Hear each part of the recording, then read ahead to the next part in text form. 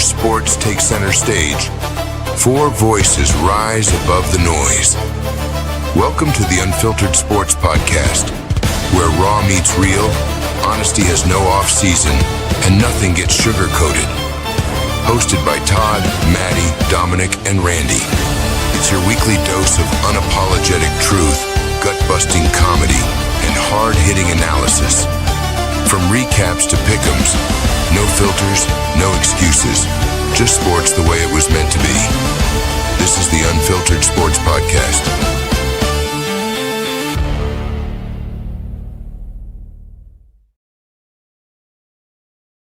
Hey, everybody. It's week 12 recap with your host, Todd Fox, and the others on the show.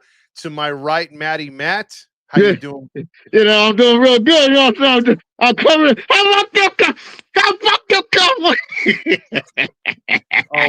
We have a long night ahead of us. You got a long day tonight. Oh, yeah.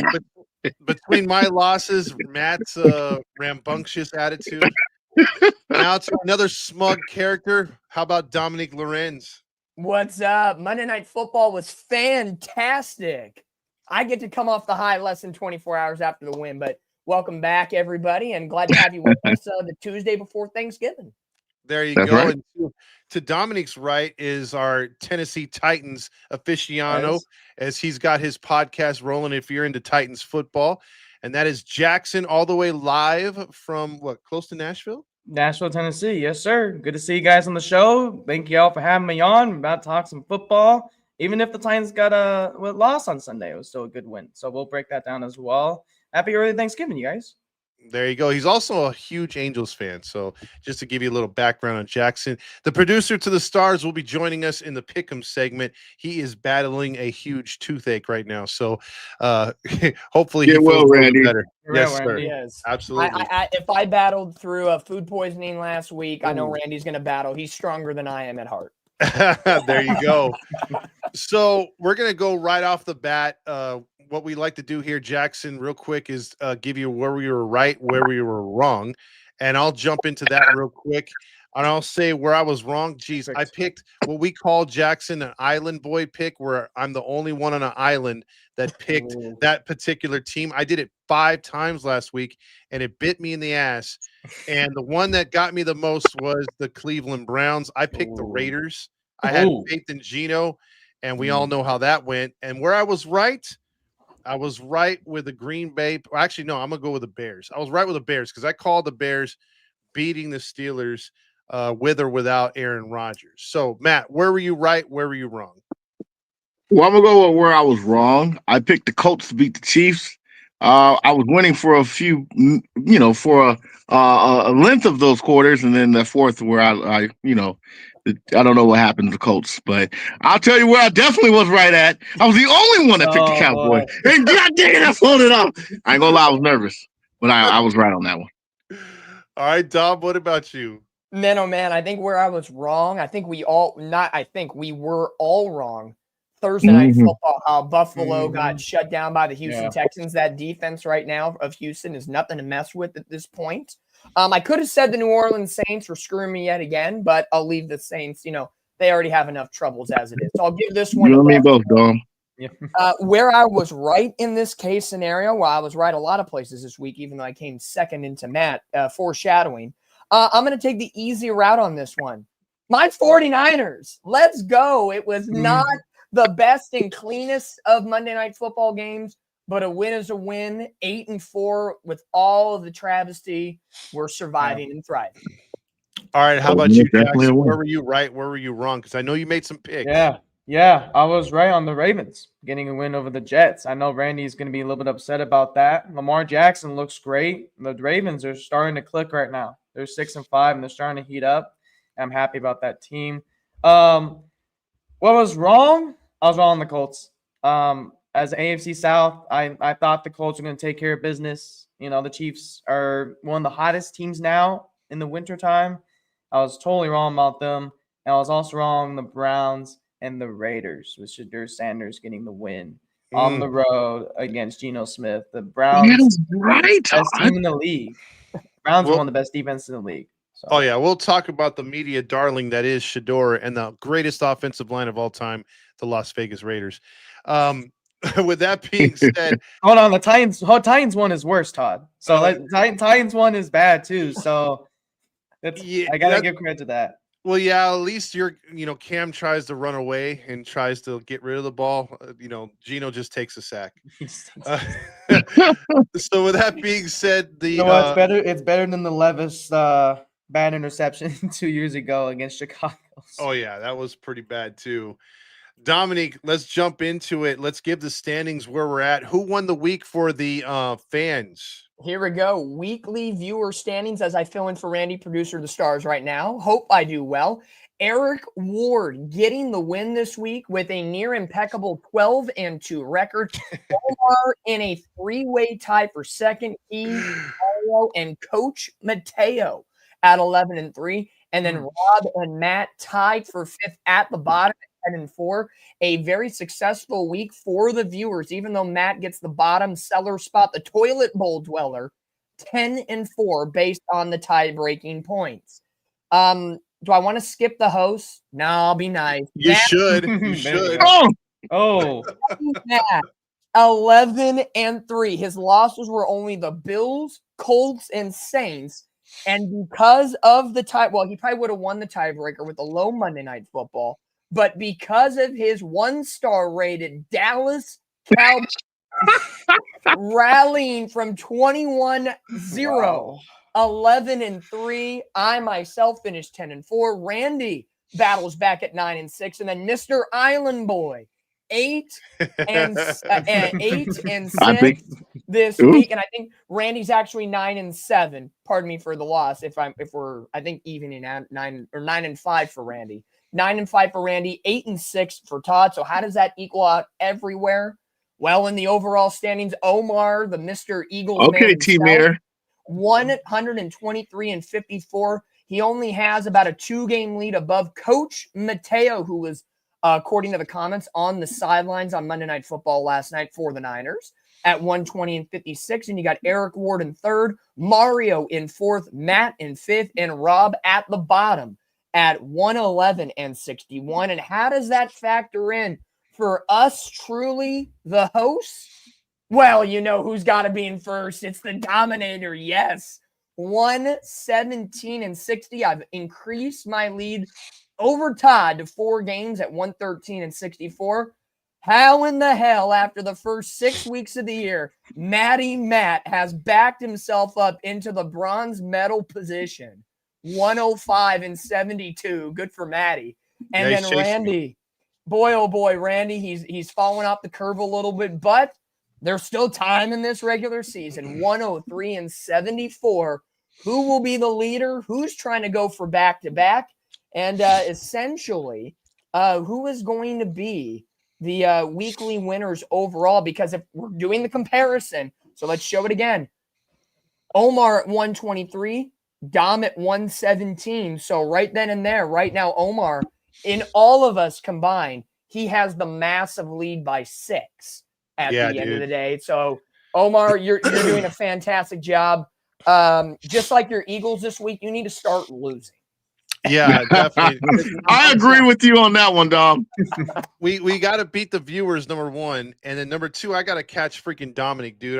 I patted his lead right there with a bad week. So I'm going for the back-to-back. I'm on the comeback trail. I'm on the comeback trail. All right, let's talk some I am coming up. I'm coming up. Yes, he is. So with that being said, we're gonna have how we do it here, Jax. If you've seen the show, we talk about the game real quick and then move on. We give our takes about what had happened. Love it. And so what happened was Thursday Night Football, as it was mentioned by Dominique, started the week off with the Texans getting the W, and all of a sudden behind Davis Mills, who's 3-0 at quarterback, we're going to see a change back to CJ Stroud for next week. But they beat the Buffalo Bills, and in a tight ball game where the defense balled out, 23-19. Fellas, thoughts on this game on Thursday? I think it's one of those games, like I mentioned earlier, where I was wrong was Buffalo. I think Buffalo just doesn't have the weaponry right now. You got Josh Allen. He's a stud. He's great. James Cook has been amazing this year. Yeah. But with Dalton Kincaid being out the last couple of weeks, Khalil Shakir's been nice. I know they signed Brandon Cooks here today to add a little firepower. I think they're still trying to mesh and try to find that secret combination that gets them past the finish line. And it doesn't help that New England is first in their division and probably going to win that division. To me, this game was all about the Houston defense. You sack Josh Allen 8 times. And as the 49ers lost to Houston earlier this year, I know how deadly they can be on defense, and they gave it right to Buffalo. So really, to me, I know Davis Mills is 3-0, and he and Nico Collins are hooking up. It's to me, it's the Houston Texans defense that are keeping their season alive because they have absolutely no running game to speak of. Yeah. Matt? Piggybacking on you. Oh, go ahead. Go ahead. Go ahead, bro. Yeah, to add off, but it was on a delay. Go ahead. So add off what Dominique said. I myself, we did play Houston twice already, and I both saw what that defense can do. Will Anderson and Daniil Hunter, two back-to-back off the edge. They both got a couple sacks. These guys were quick off the edge. I like what I saw from Cannon Bullock, a Trojan. Want to give a shout out to him for those 2 interceptions. But again, that'll be a big question this week. Yes, fight on. Love that. Well, big question this week for CJ Stroud, how he's going to step in there, right? But Josh Allen, he just hasn't had that so far this year. That running game, James Cook, still really good in the league. But the matters is this week, the biggest question, if Houston can actually overtake now Indianapolis coming up, that's going to be a big question we're going to have to see. If Houston can start winning out, and Indianapolis has got a tough schedule. So I think the thought of this game was this Texans defense is getting hot, and they're one of the best in the NFL right now. Matt? Yeah, just piggybacking on everyone's comment, it was definitely the defense. You stop Josh Allen from scoring any offensive touchdown, more than likely the Bills aren't going to win because they don't have enough offensive firepower. Outside of that 97-yard kickoff return, they had no – matter of fact, they had no offensive touchdowns. That was a defensive touchdown. All they had was field goals. So initially, the Texans just shut them down defensively. And like you said, Dom, 8 sacks. Yeah, that's a recipe for disaster for Josh Allen, especially if he can't get off, with his mediocre weapons that he have. And then he had 2 picks. So definitely give credit to the Texans defense. They've been playing really good the last few weeks. And like you said earlier, Todd, I think CJ Stroud's going to come back this week. I wouldn't start him. Davis Mills has been filling in and doing pretty good. I'll give him one more week and see what he does before I throw back CJ Stroud. Yeah, I had to double down on that before we move on, Matt, because I agree. CJ Stroud, like you said earlier in the year, Matt, he's having a junior slump right now. Forget the sophomore slump. And if you're right, you got to ride the hot hand. And then to piggyback off of another one of your comments was the 2 turnovers by the Bills. If he has weapons, he can overcome that. But with the current status of that offense, he can't. And if you're turning the ball over, losing the turnover battle, you're going to lose some games. Agreed. So that moves us on to a good look. Hats off to Mike Tomlin for getting Mason Rudolph looking like a capable quarterback. The Bears defense isn't the midway monsters that they used to be, but the Bears played good. and Caleb Williams had himself a game.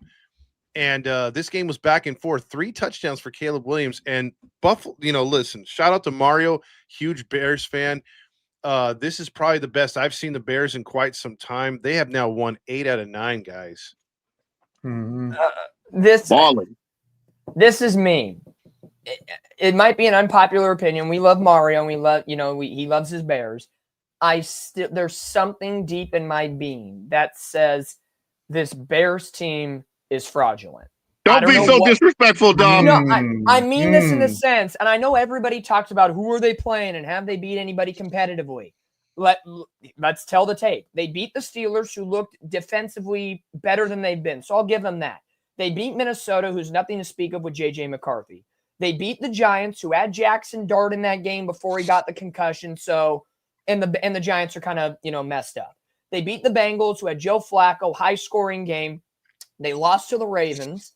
They beat the Saints, big whoop. They beat the Commanders, close game.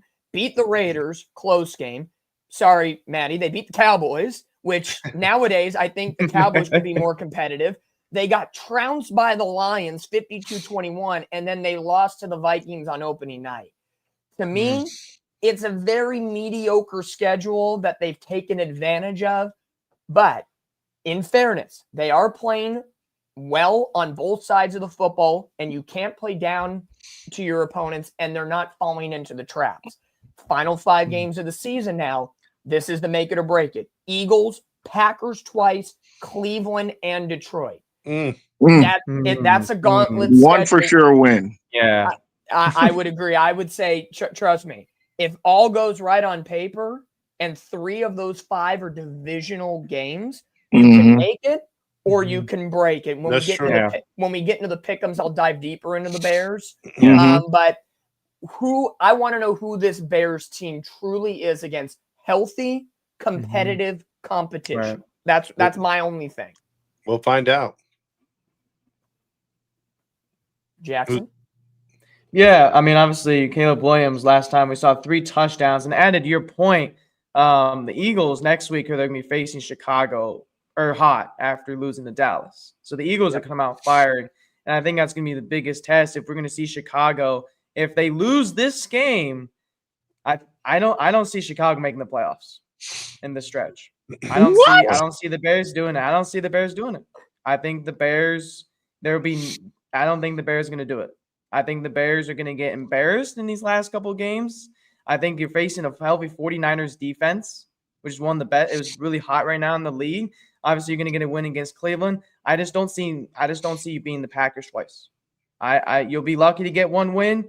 I just do not see them being the Packers. That'll be a hot take to see later on. But really, I think the biggest star in this game, the DJ Moore for Chicago. I know a couple of games ago he didn't really get much action, but to see your weapons get around him, Colin Loveland, I mean, he's been balling this season. So Chicago, their offense is going off right now. In Pittsburgh, with Mason Rudolph, we'll see if Aaron Rodgers is going to be playing this week. We'll see if A-Rod's going to come back. I mean, I heard the rumors today that he is suspected to go, but that'll be questionable heading into Sunday. But Steelers with DK Metcalf, was that a trade that is worth it for George Pickens? Was that worth it worth it? I don't think it was. Oh, it was worth it. Not playing I love it's worth it for Dallas though. But I don't think it's worth it for Pittsburgh side of the ball. DK Metcalf has not been stepping up so far for that offense. I love the fact that he's not with us no more. But I bet you do, Todd. I bet you do. Because Jackson Smith and Jigba is a big upgrade. Yeah, just a tad. Just a tad. Just a tad bit. You guys are all disrespectful. The Bears are playing some really good football on both sides of the field. Well, sometimes the defense can give up points, but let's keep it real. Caleb Williams has been balling. I'm telling you, I don't know what it is. I don't know if he because of the painted nails or what, but this sophomore season, he's been picking up the slack and he's playing really good. You got to give him credit where credit's due. And not only that, I know their schedule, the next 5-6 games are going to be tough. 1 win guarantee. But anything can happen in the division, and the Packers aren't playing that great. They can be had. The Lions aren't playing like they were last year. They can be had as too. So it could really be a toss-up. Now, this Eagles game coming up, we'll get into that when we do the pick'ems. But you guys are being disrespectful to the Bears. Come on now. Give me the Bears, man. They balling. They ain't played like this since Jay Cutler. And you know how that was with Jay Cutler. Yeah, that's 100% right there, Matt. Maybe he's finally picked a color and he's not changing it every. You know what? You're being disrespectful. But I will say this though: nobody had the Bears on their bingo card leading that division. I mean, to see where Detroit's at, they're scuffling. Green Bay's scuffling. Yeah, it's been a weird division to say the least in that NFC North. So we're gonna go through all the games as we are. My tail said it's scrubs. Oh wow. So as we journey through the rest of the games from week 12, let's jump into the Patriots versus Bengals. This actually turned into a good game. The Bengals played this thing called defense for about a half, but then they let the Patriots right back in the game. And then, man, guys, every week I see this dude's highlights or see the way he hits the tight ends, the receivers, his poise in the pocket. I mean, thoughts on Drake May first. And then second, guys, the Patriots. We're talking non-top Tom Brady Mhm. Patriots are 10-2. Nobody saw that. Nobody saw Nobody. that coming. Nobody. When we did our original season breakdown show, I had Buffalo at the 1 in the division and New England in the 2. I think it's simplistic to say, and Jackson, you know a lot. Mike Vrabel makes a massive difference. Drake May is a stud in that system. Imagine, and it's funny that we have a Tennessee fan here to make this comparison. Yep. Imagine a Vrabel system with the Drake May in comparison to what Vrabel had all those years with like Ryan Tannehill. Like if Drake May was what Ryan Tannehill potentially should have been, that Tennessee team could have been even stronger back, who knows. But I think New England's a good case. They've hit their window earlier than expected. So expect them to be active in the offseason. Expect them to get better defensively. Drake May's just going to get better. They have a lot of cap room, dude. A lot of cap room. I think they're number 2 in the league right now. I think. Yeah, they have a ton of cap room, dude. They have a ton of cap room. So I expect Robert Kraft to be as big as possible in free agency. On the quick flip side for the Bengals, 3-8. You're kind of in the hunt because the rest of your division, 6-5. Joe Burrow's coming back. You're going to lose T. Higgins for a little bit. Can Joe Burrow lead this magical run for Cincinnati? And Cincinnati's got Baltimore 2 of the next 3 weeks. So if they do take care of business, they could. It's a long stretch, but Cincinnati, it's hard when you don't have Joe Burrow. It's hard. What more can you do? Yeah, Dominic said it real well. I'll start with Drake May. Drake May, how about a leap, man? From year 1 to year number 2, this guy has been playing incredible, lights out. I saw him when we played against Tennessee. One of the best deep ball throws in the NFL. This guy knows how to place the football, knows exactly where he's at. He has a good offensive line, too. I mean, that offensive line for New England's really been stepping up. Will Campbell, I know, just got hurt, so we'll see how long he's going to be out for. How about New England running the ball recently? They're finally starting to use Trayvon Hendrickson. I'm sorry if I said that wrong, but, he's starting to run the ball and be better on the run game. They didn't really start running until they came to Tennessee. But that defense also for New England and the secondary has also been really stepping up. I know they got Carlton Davis. I know Christian Gonzalez also good in the cornerback room as well. I'm interested to see where New England's going to go down later in the season. But Mike Vrabel, we've known this for many years. Mike Vrabel, as a Titans fan, he's a good coach, man. Happy for him, happy for everything that's going on for him.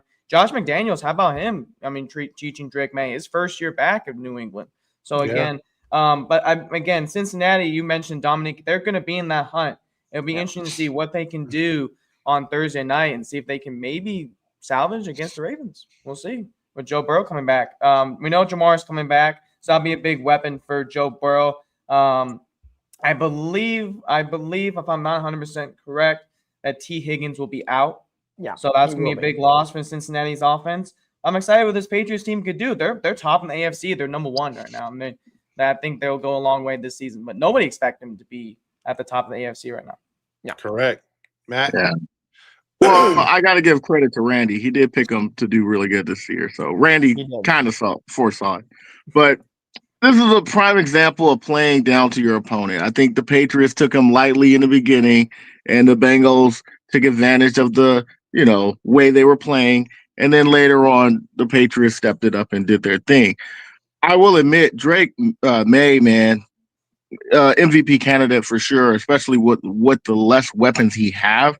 He don't really have too much weapons himself, except for Mr. Hunter Henry himself. He's not a great tight end, but he's definitely a good, serviceable tight end, and he takes advantage of him all the time. He had a real good game this past Sunday. So, man, the Patriots, man, it's all about coaching to me.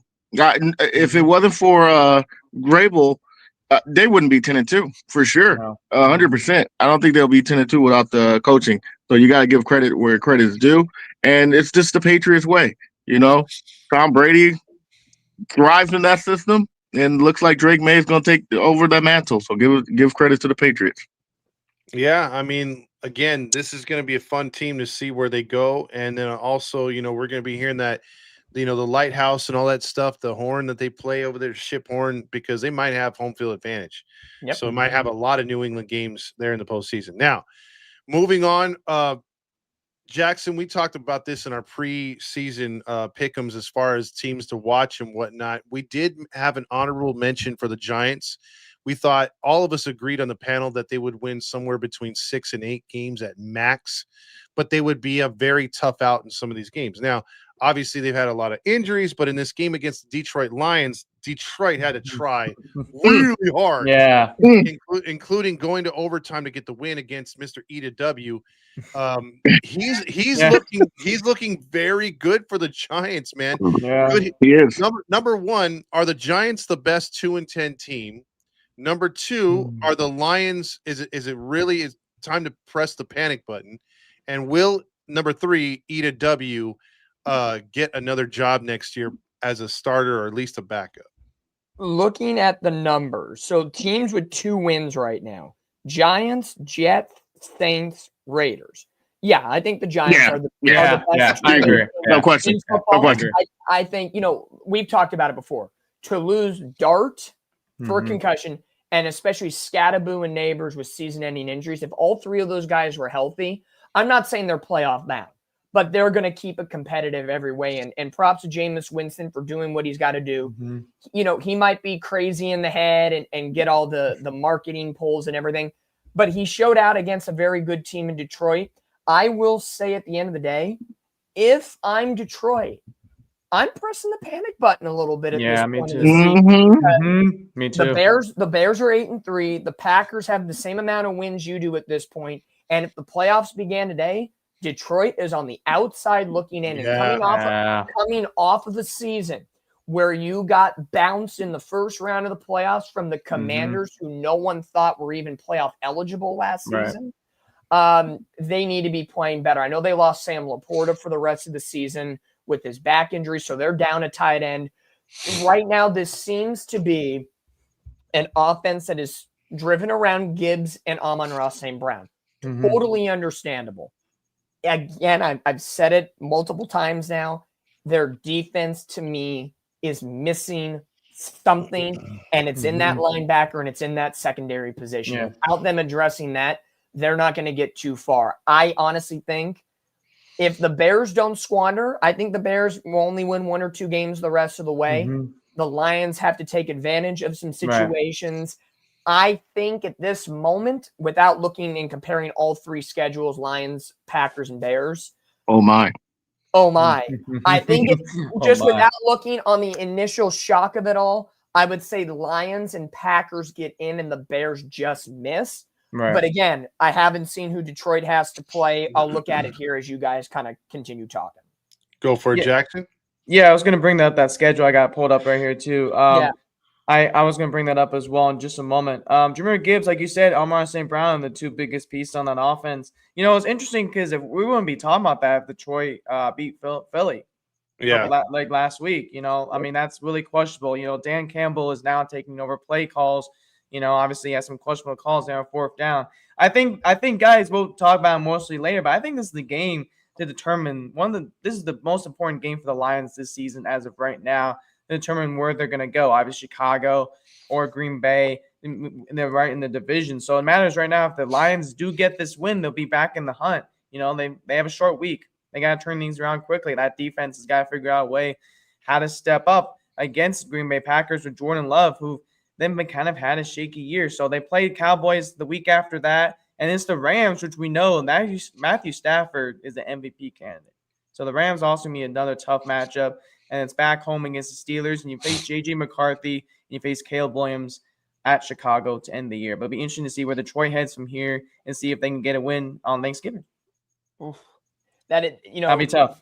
It's a tough game, Matty. Before I let you go, out of those 6 games, if I had to give an early prediction, 4-2 or 3-3, because the Packers, I could see them losing. The Rams, I could see them losing. Right. And Dallas is honestly a competitive force. And who knows, Pittsburgh could have a good day and their defense is lights out. So again, not an easy stretch for as Todd would say, Detroit. I would hit the panic button if I'm the Lions. Because the way they've been playing lately, especially this season, they haven't been playing like they were last year. I think what were they, 15-2 last year? Yeah, Yeah, something like that. Yeah. And when they lost to the Commanders, they got rid of their defensive coordinator and their offensive coordinator, and that was a big hit for them this year because they haven't been the same since. You're right. Amon-Ra and Jahmyr Gibbs is pretty much your guys in Detroit, and without Laporta, that definitely hurts them as well.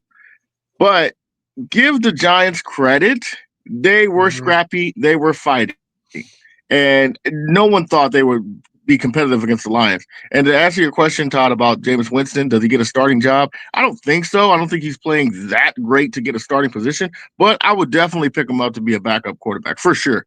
He's been playing pretty good football for what he had, so you got to give him credit. And I'll definitely entertain him as a backup for sure. I'd take him on Seattle. Screw Drew Lock. I don't like that guy. So Screw Drew Lock. moving on to a black and blue divisional game, which, man, oh man, and here's the thing: before Darno signed with us, I was all in on wanting to trade for our boy from Minnesota. But man, oh man, are they making him look bad, or he's making himself look bad? Number 9 is not turning into number 9. They get beat, and again, the Packers were having all sorts of injury problems on offense. They were like just saying, "Hey, man, we're going to run it," and the Vikings knew it was coming. And they couldn't stop it, and they won an ugly game. And McCarthy couldn't get nothing going for the Vikings. So, Vikings. No, I got 2 questions for you. Are the Packers? Was this just an ugly win, and the Packers are still not right? Number 1, and number 2. Where do the Vikings go from here with McCarthy? In terms of the Packers, it's a game that you needed to win. So I don't want to call it ugly or pretty. I think it was just a gritty divisional game, and you ran the ball and you got the job done. So the Packers look, Micah Parsons looked really well playing defense, pressuring JJ McCarthy. And McCarthy, when you have an opposing quarterback that creates his own demise, you have to play off that well, and the Packers did. In terms of what do the Vikings need to do, I think the best case scenario for the Vikings is to get a veteran quarterback to be the backup, not a Carson Wentz, because I don't know, is it first-year jitters for J.J. McCarthy, or is this the real J.J. McCarthy? So is somebody like a Jameis Winston a backup quarterback in Minnesota next year? Is somebody like a Kirk Cousins, even though he's in Atlanta, does he make a reunion and then you have a serviceable option? I don't know. I don't think Minnesota goes and drafts another quarterback. I think that would be a problem within itself. I think it depends. Does their coaching staff stay? Does Kevin O'Donnell, McConnell, whatever, does he stay?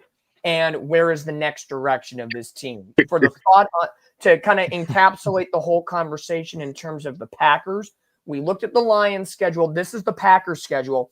I think it's worse. They have the Bears twice. They got to go to Denver. They host the Ravens and end the year in Minnesota. Ooh. To me, they have the hardest of the 3 schedules. And to me, the division is going to be won on the Bears-Packers 2 head-to-head games. And in that same week, do the Lions win their own respective matchups. So in this case, I think Bears or Packers win the division based on the head-to-heads that are remaining. Start with your question with the Packers. I think the Packers just found the running game, especially without Josh Jacobs being there today. On Sunday. Emmanuel Wilson took lead in Packers running back, and that's sometimes what you got to do to win the game. You don't always have to get the touchdowns to impress you. I think it matters is you take control of the game, and that's exactly what they did. And it matters this week, again, if the Packers can take control of the Lions. I'll say this about McCarthy, though. I think you're right. I don't think they should draft anyone yet. I wouldn't put the panic mode. The question is with J.J. McCarthy, though, is that it seems like J.J. McCarthy's not right. is something's not right in his head. I think J.J. McCarthy needs to figure it out. I think maybe they do fire Kevin O'Connell. What if maybe the Vikings do that? Maybe they let go of O'Connell. We'll see in the offseason. And, another thing is I think they do bring up a backup quarterback. What if they do have a quarterback competition during training camp to make J.J. McCarthy earn that? That's going to be a big question moving forward. But the Vikings, I would definitely be very concerned. This was a very ugly loss for Minnesota. Yeah. Um, I don't know, man. McCarthy's just having a bad season. If anything, I would get rid of the coach.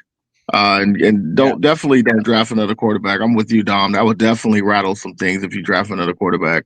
But it's just rookie season. Rookie season. Let's see what he does next year. He might be playing with the jitters.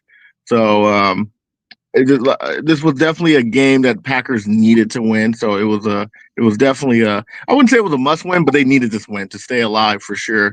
Because that division outside of Minnesota is very tight, and anyone can win that division. So that was something they definitely needed to win that game. Absolutely. And the Vikings weren't used to, like, they had high expectations. The receivers are frustrated. So we'll see where that goes.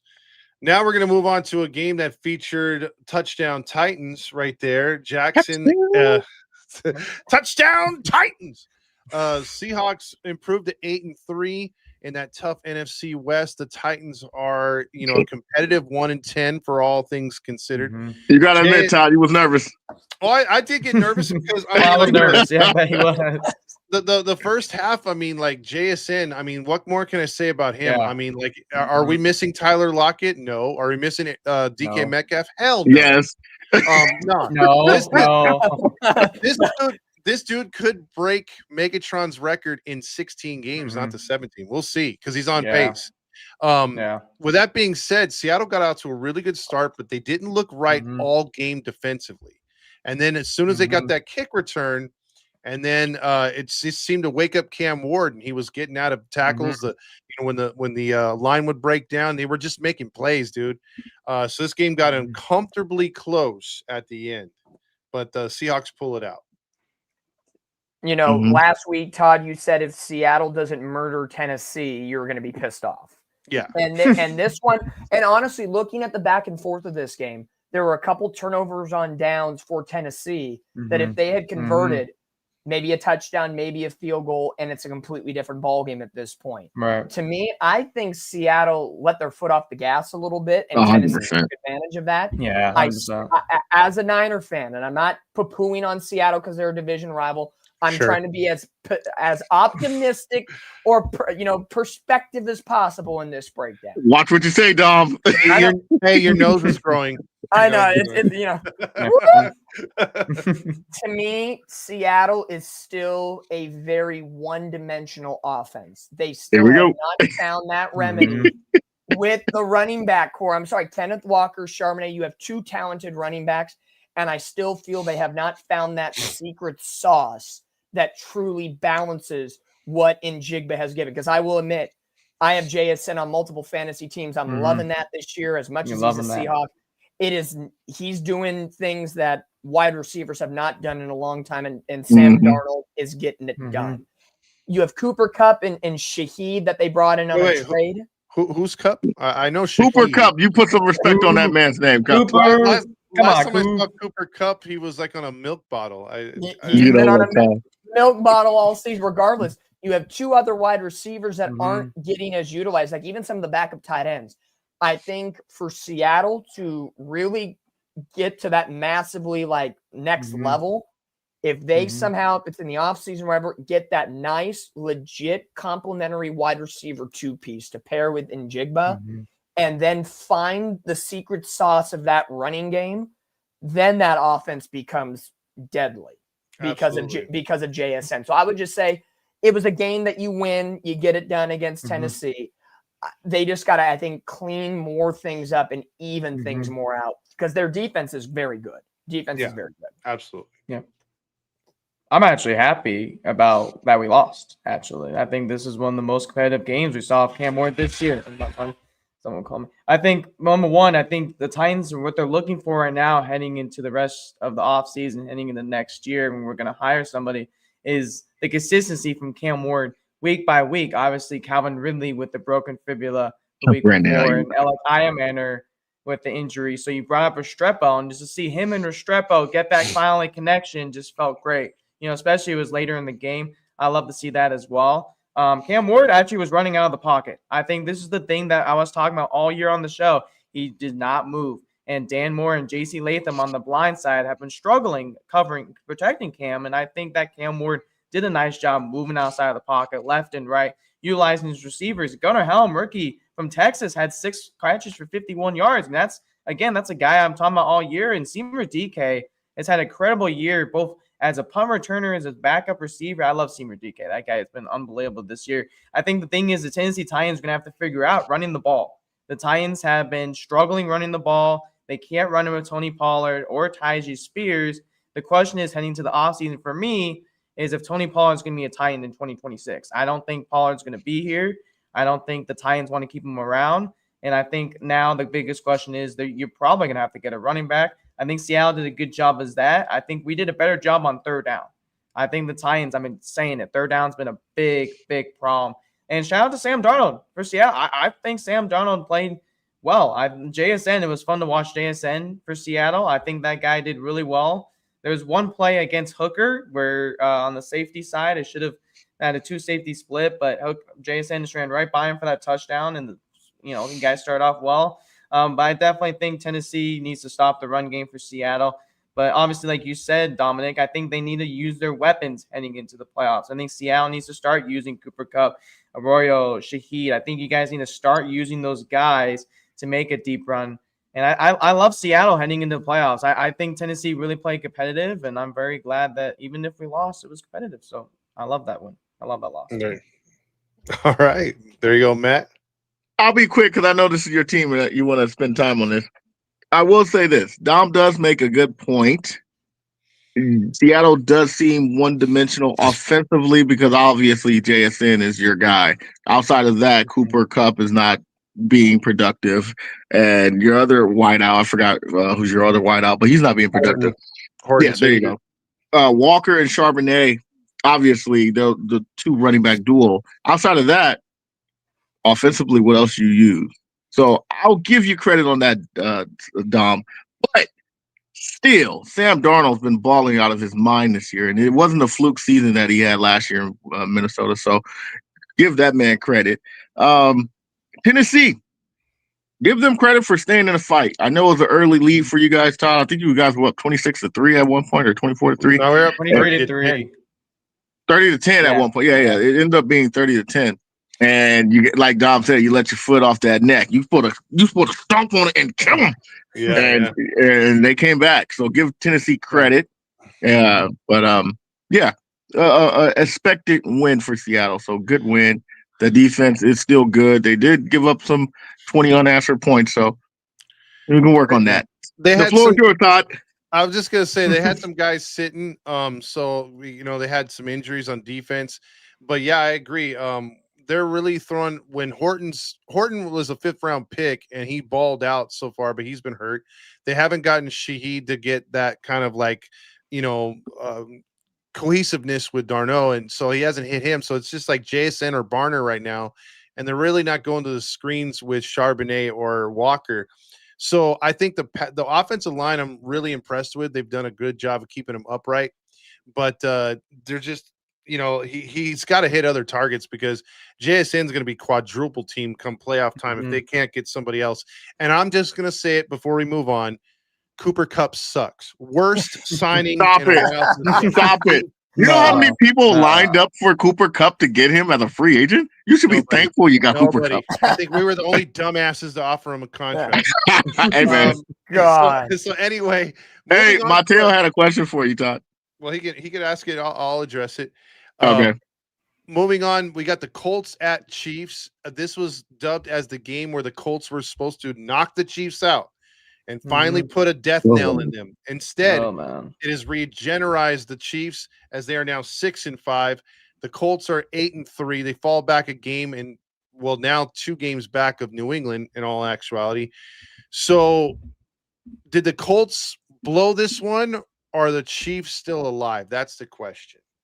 To me, Colts, just like Seattle in a way, didn't have the foot on the gas pedal at the end. I think too many chances. You cannot give Kansas City that many chances to get back in a football game. And I know they finally were a little bit of a kryptonite against Jonathan Taylor. He didn't have a massive game, but Indianapolis still was able to move that offense down the field against the Chiefs. So I think to me, it was more of a not take advantage of multiple situation type things for the Colts, and the Chiefs just did at the end of the day. Two powerhouse teams. Kansas City is a team you do not count out until the E for elimination is next to their name.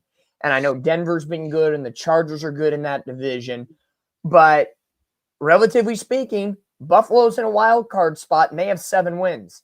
Kansas City has 6 wins. The wild card is anybody's game at this point. So I do not hold the Chiefs out by any stretch of the conversation. Absolutely. Real quick, let me address this before you get into your take, Jackson. I don't want Brandon Ayuk with Seattle. He's we'll talk about that. Yeah, I don't need any more. Yeah, and then Cup had a did they cut ties season. with him for real? We'll get into that in the Niner. It's a divorce. Okay, Yeah. all right. Let's talk about that. I have a question about Dominic for that. For me, is because I've seen the Colts twice now, and I don't really. I think, like you said, Dom, they just kind of took their foot off the gas. I think they expected to beat the Chiefs, but I think the things with Mahomes that makes him so good is that Mahomes can come at you with fire at an expected time. You know, I mentioned this before. The Chiefs are one of the best teams in November and December. You know, you can catch them at a 5-5, and now they're coming back, and now their season's alive. You know, everybody was counting them out. And, you know, Kareem Hunt ran the ball. I mean, he got a touchdown and 3.5 per carry. That's definitely going to run down. That's definitely going to, you know, Kareem Hunt, you never know, can do the job. And he definitely destroyed the Colts run defense right there. Rashid Rice, you know, he actually had a really good game. I felt like Rashid Rice, that's a guy that's going to be deep for your playoffs, worthy as well. You want to see more production, obviously, from Mark Brown. You want to see more production from Kelsey as well. The interesting thing is I'm looking at the Chiefs right now. They play the Cowboys on Thursday, and I know, Matty, you're going to probably pick Dallas over this, but this is going to be interesting to see how they face the rest of the season. Obviously, you play Houston, which is also good, and then you play the Chargers. I almost call them San Diego, but the Chargers, they are also ranked in the AFC West as well. So I can't wait until they come to Nashville. But at the current moment right now, we got to see if they can win. And the Colts have a tough schedule for the rest of the season. Todd, you guys face them in 3 weeks. That's going to be a tough game. The Colts are on the road, and that's going to be big tough for Daniel Jones. I want to see if the Colts can rebound on Sunday against Houston with that powerhouse defense.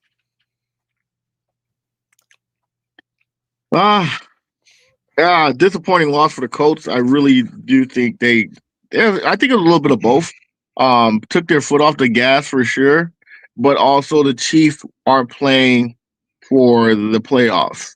They started off 0-3 and been winning here and there, and then, you know, they lost last week, a tough loss last week. So if they would have lost back-to-back, essentially it would have been pretty much over for them. So they were playing desperate football, and they came back, and all they needed to do was get into overtime. And you know Patrick Mahomes in overtime, he's really good. Chances are when he's there, he'll do what it takes to win. So I think it was a little bit of both. I think it was a little bit of desperation. I had to win this game, and also the Colts taking their foot off the gas. Because I think there was that a touchdown by Pittman. Was it Pittman? Let me look at my stats. They only had 2 touchdowns. I know one was for Pittman, and the other one was to Bailey. Ogletree, the backup. Yeah, Ogletree. Out after that, there was no other offensive touchdowns. It was just field goals from there until the Chiefs scored in the fourth quarter. So again, when you're playing a team like the Chiefs, man, you got to go up big. I mean, big. Even if you're up like by 20, doesn't mean you're gonna win, because those good teams will find a way to win. So you just got to keep going. Put that foot on that neck. So yeah, I like that. Unpeaked Carroll characteristics, because he never would step on the neck. The next 3 games, I want to blitz through these because, man, you got Jets and Ravens. Jets go into Baltimore, keep it close for about a half. The Ravens really didn't play all that great. You're seeing the age on the Ravens a bit, but nonetheless, they're 6-5. They've gotten themselves right back in this race, like Jackson said earlier, and the Jets are playing out the string, just trying to be competitive. That's all I got on this one. I think thoughts? Same thing. You know, the only thing I think about is Lamar 100%? Because, you know, you think you would take more of an advantage in this game against the Jets. I think it was just a day where you hand the ball off to Derrick Henry and he does his business. Yeah. But a win is a win if you're Baltimore, especially in that division as of we speak right now. Absolutely.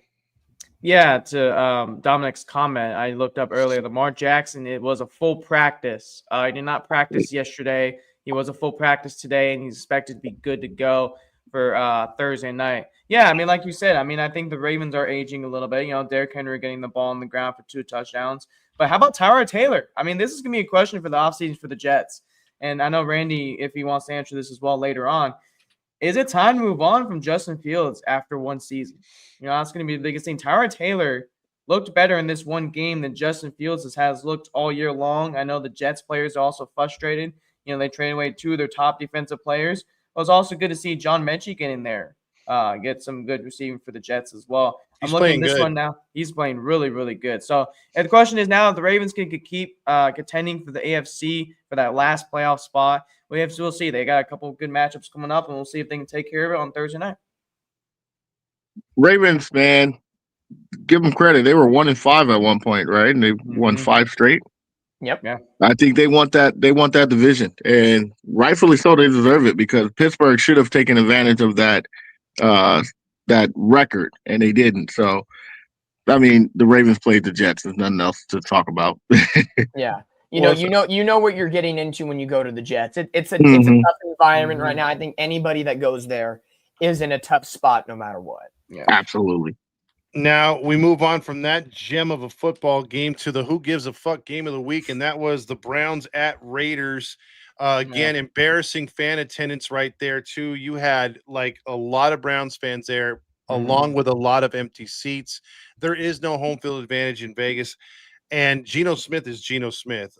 Turnovers galore, 10 sacks, 3.5 for the future Hall of Famer over there for Cleveland. That's all I got other than Shador came in there. And again, everybody's been talking shit up. I'm on the negative when it comes to Shador. I still think he sucks. I still think there's a reason why he was drafted so low. But it's the Raiders. Come on, man. I mean, don't give me that. Don't give me that, Todd. Don't give me that, Todd. Don't give me that. Let's see when Cleveland plays somebody that actually knows how to play football. That's all I'm saying. And look, it's against the 49ers this week. So this will be fun. Yeah, absolutely. So we're going to see. Fun. But to me in this game, it was the Browns. They ran the ball really well with Judkins, and he got a pair of touchdowns. To me, it's the Browns defense that set up Shador in that offense in the best way possible. Oh, yeah. 10 sacks. Holy Moses. That's huge. That's huge at the end of the day. It was very poetic that Shador got his first start against the Raiders, a team that a lot of people thought he was going to get drafted to. And he should have got drafted by him. Be the quarterback messiah with Pete Carroll. I think Pete Carroll's the big stem of the problems there. That's a whole nother story. But to me, the focal point in this one is the Browns defense. And the 49ers have a short week, and they better get ready. Real quick, before Jackson gives his take, I'm going to be disrespectful, Matt. I think Kyler Murray is better than Shador. Moving on. Jackson. Whoa.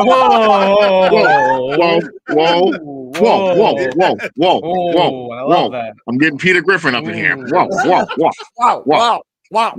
Todd. You got to slow down, buddy. You got to slow down. Moving on, Jackson. Yeah, I'm going to be honest with you guys. I mean, to start off with the Browns on the road, I didn't see much from Shador Sanders besides that 70-yard pass. I didn't really see much from him. Jenkins ran the ball really well, that 2 touchdowns. The Raiders, name one guy on that secondary who's good on that Raiders secondary. There's nobody good. There's nobody good on that Raiders secondary. I'm sorry. The Raiders defense, there's nobody. The best player on the defense is it? Jamal Adams or Jamal, or it's either Devin White. That's it. There's nobody there. Max Crosby, but again, my point is that I want to see more from Shador Sanders to actually call him good. Yes, the stats on the table looked nice, but you want to see more from him for the rest of the season. Kevin Stefanski announced that he will be starting for the rest of the year, looks like right now. For the Raiders side of the ball, man, you can't win when you have 10 sacks. That's one of the worst offensive lines in the league. And shout out to Tyler Lockett for leading the Raiders with 4 catches in that game. That's all I really saw from this game. The Raiders are just the Raiders. Raiders stink. That's it. That's all I got to say. Yeah. The Raiders aren't a good team. I will admit that, but let's be real. There we go, Matty. The Browns defense stepped up. Why?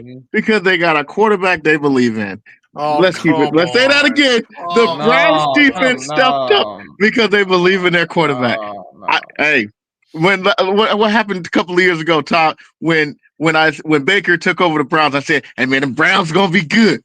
It's something about the Browns, man. When I see it, I know what I'm talking about. Hey man, we're gonna get into these takes the next segment. Y'all gonna when they play that Niners. Shedeur didn't have a Hey, Matty's gonna be an island boy. I was gonna say that right now. I'm just saying. You know, but real talk though, Shedeur didn't have the greatest game. Obviously, he didn't, but he played decent. Yeah, he had a 70-yard touchdown, but yards after the catch was like 69. So I'm not going to give him credit for a 1-yard pass that turns into a 69 yards after catch.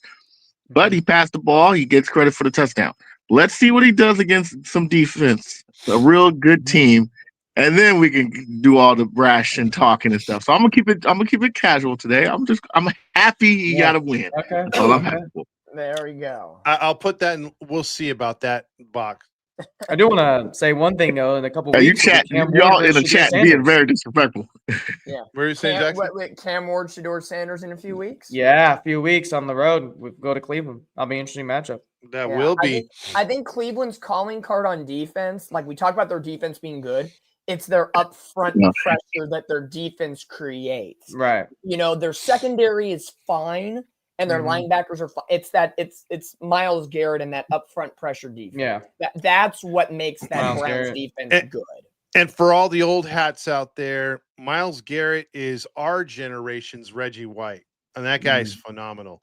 Oh, yeah. Myles Garrett is great. I'm telling you right now, speaking of this matchup, and you talk about that, I really do believe if 2 players in the NFL are smart in the brain, Max Crosby of the Raiders and Myles Garrett of the Browns demand to leave their organizations. Yeah, you know what they could be with other teams. Myles Garrett, come to San Francisco. No. Let me be delusional. Now we'll take both in Seattle. Thank you very much.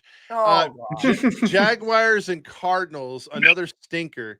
I hate both these teams with a passion, Jackson. I can't stand the Jaguars. Every time I pick them, they lose. When I don't the Cardinals. Yeah, I picked the Cardinals because the midget wasn't playing. That's always a plus. Yeah, true. And they usually play better at home. And look, it wasn't for what Brissett did. Brissett threw for 317 yards. The play calling was atrocious, especially at the end when they had a chance to tie and they're throwing a 50-yard pass in a double coverage. Or Michael Wilson decides to fake a spin and then realize, oh crap, I got to get back to the line of scrimmage. Right.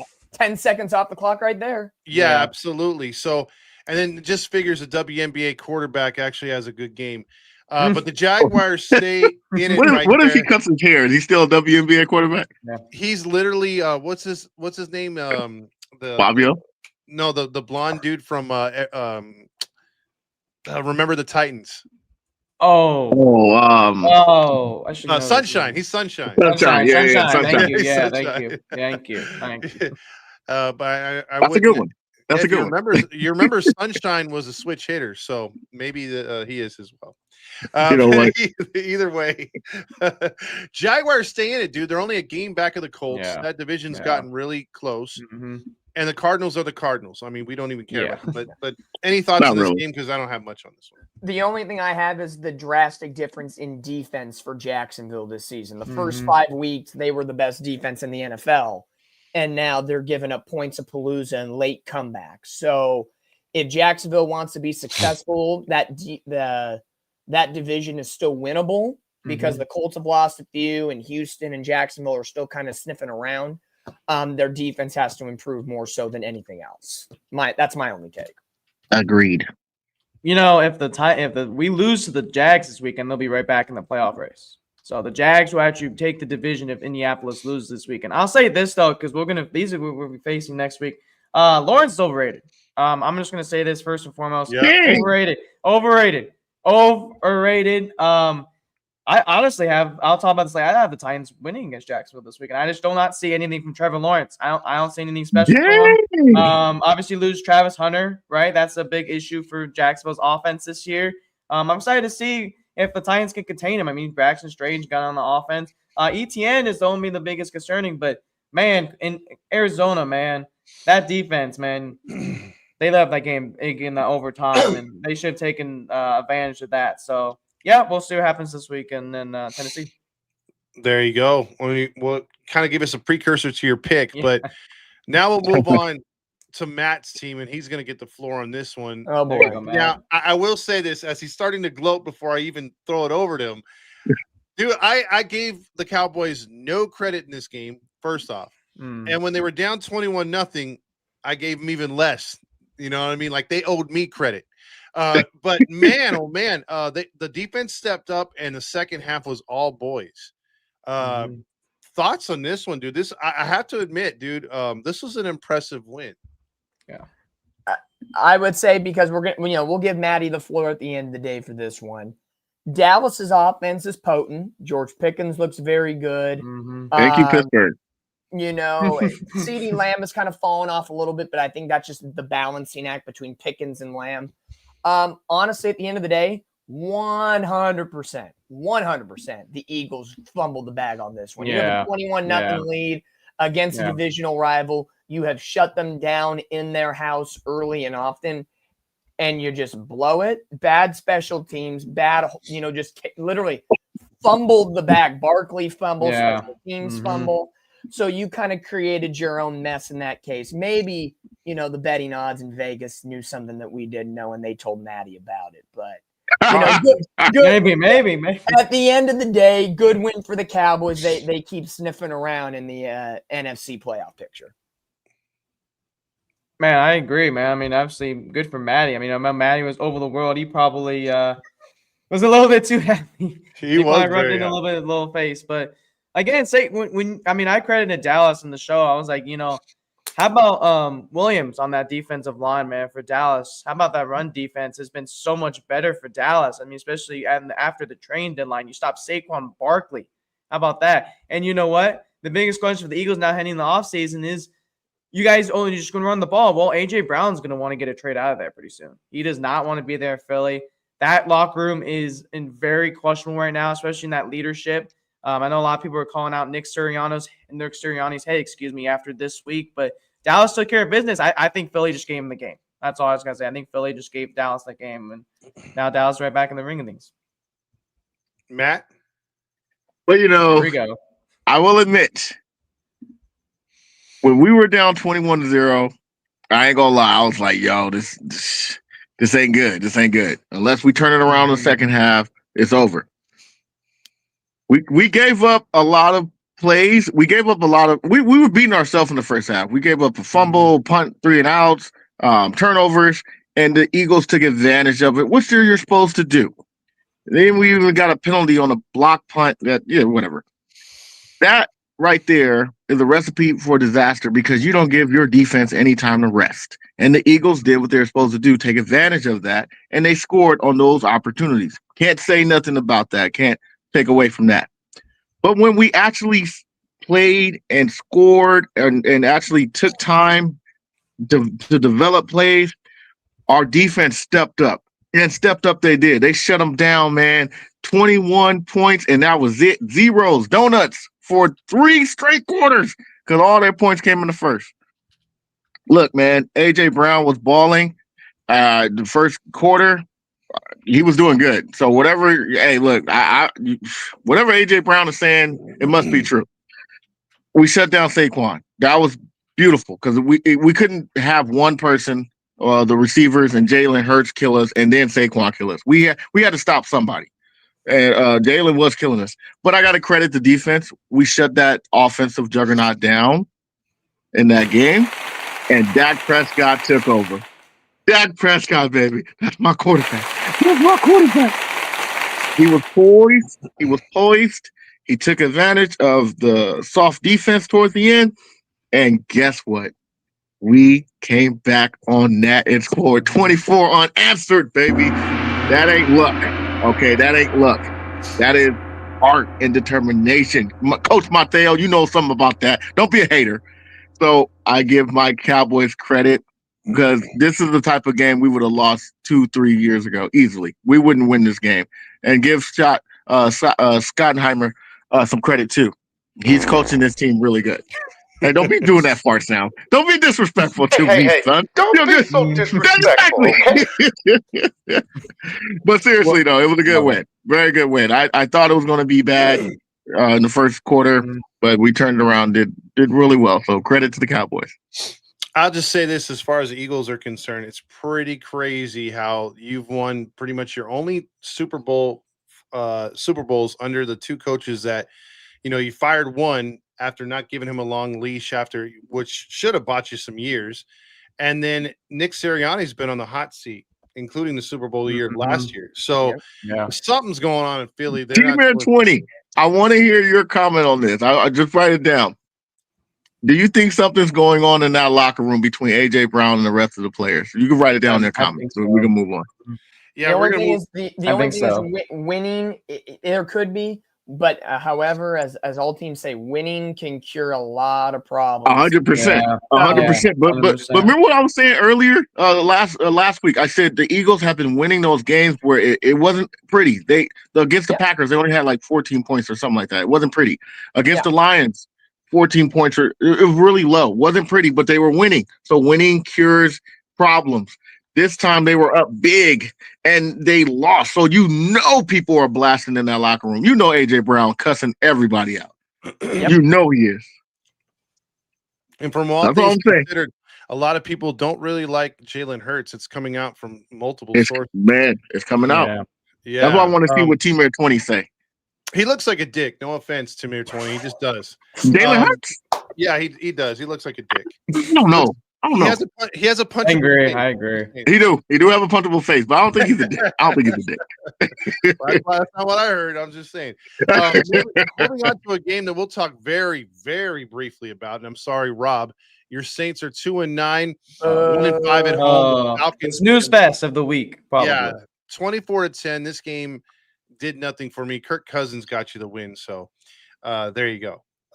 Any thoughts on this game? If not, we'll move on. Saints screwed me. Screwed me. Yeah, damn Saints. Try to be nice. Try to do good deeds in the world, and it comes back to bite you in the ass. There you go. Thoughts? I'll say this. Poor Alvin Kamara, man. I mean, is he going to want to request a trade out of there? I mean, that's going to be a bit interesting thing. And how about the Saints? They might trade up for number one. We'll talk about that later on. So that's all. Yep. No, I'm with you, Dom. Saints screwed me. I don't know why Vegas picked them and I picked them and you picked them, Dom. We should have stuck with the Falcons. It was a safe bet. Ugly game, ugly indeed. Speaking of which, another ugly game. Sunday Night Football featured the Rams. I know Patrick Carrillo has been waiting for me to talk about this one. So is Angel Fandan and all those. 9-2 now. The Rams are at top of the NFC as far as best records. Who would have thought Patriots and the Rams would be leading both conferences? But that's what we have so far. 12 weeks in. The Buccaneers, man. Baker Mayfield was handled. The injuries showed up. You remember earlier in the year, guys? Real quick, all I got on the Bucs is remember how when they were healthy. They were winning these shootouts. They were winning these comebacks. Yeah. And they looked impressive. Since then, not so much. And man, oh man, is that division bad. It's I mean, the Panthers had a golden opportunity, which we'll talk about that in a second. But in all actuality, this game was over at half, guys. It was 31-7. Yeah. I stopped watching it halfway through the first quarter. I'll be real. This game was not fun to watch for for the Rams. Of course, you're gonna love it. They're stupid ass SoFi or pardon me, Levi South. Yeah, I read the comments. There you go. Oh, it's fucking SoFi North. Oh, bullshit, you Rams fan. Sit down. Shut up. 99. Dom, why are you so aggressive? Dom hates the Rams. I don't hate it. I will stick up for Tom. I'll stick up for Dominus because there's nothing more annoying than going to Yes. SoFi Stadium and hearing whose house is like, no, Yeah, I- so you gotta ask- I hate if it. you got to ask whose house it is, it ain't Yeah. yours. It ain't No, yours. it will not be yours. Disrespect to the number one team in the NFC. That has nothing to do with the team itself. That is the people that don't go to their own home games. Okay, there was more Buccaneers fans there than Rams fans. Yeah, I'm there were. gonna tell you that for damn sure. Anyway, back to business. But we have been in awe of Rams Baker. fans are fake. Yeah, exactly. We have been in awe of Baker Mayfield all season long, and it's hard that he's going to be injured. I know they said there might be a small chance that he plays this week. Bucky Irving may be coming back, but Mike Evans is out. Godwin not really there. And Buka has been held quiet over the last couple of weeks because there's really nobody else to throw to, so you double down and that's it. Tampa Bay's now in dogfight in that division, and oddly enough, Carolina's involved. And if Kirk Cousins gets crazy and starts winning, Atlanta's kind of back in this. So that division, I think, is going once again. The NFC South is, to me, going to produce a division winner 500 or lower. Yeah. Agreed. You mentioned Atlanta too. What about Bryce Young? I mean, what if Carolina can win that division also? What about Tampa? Like you mentioned, y'all just mentioned they were on a roller coaster. You know, they're on a hot streak to start the year, and they just all of a sudden fell off.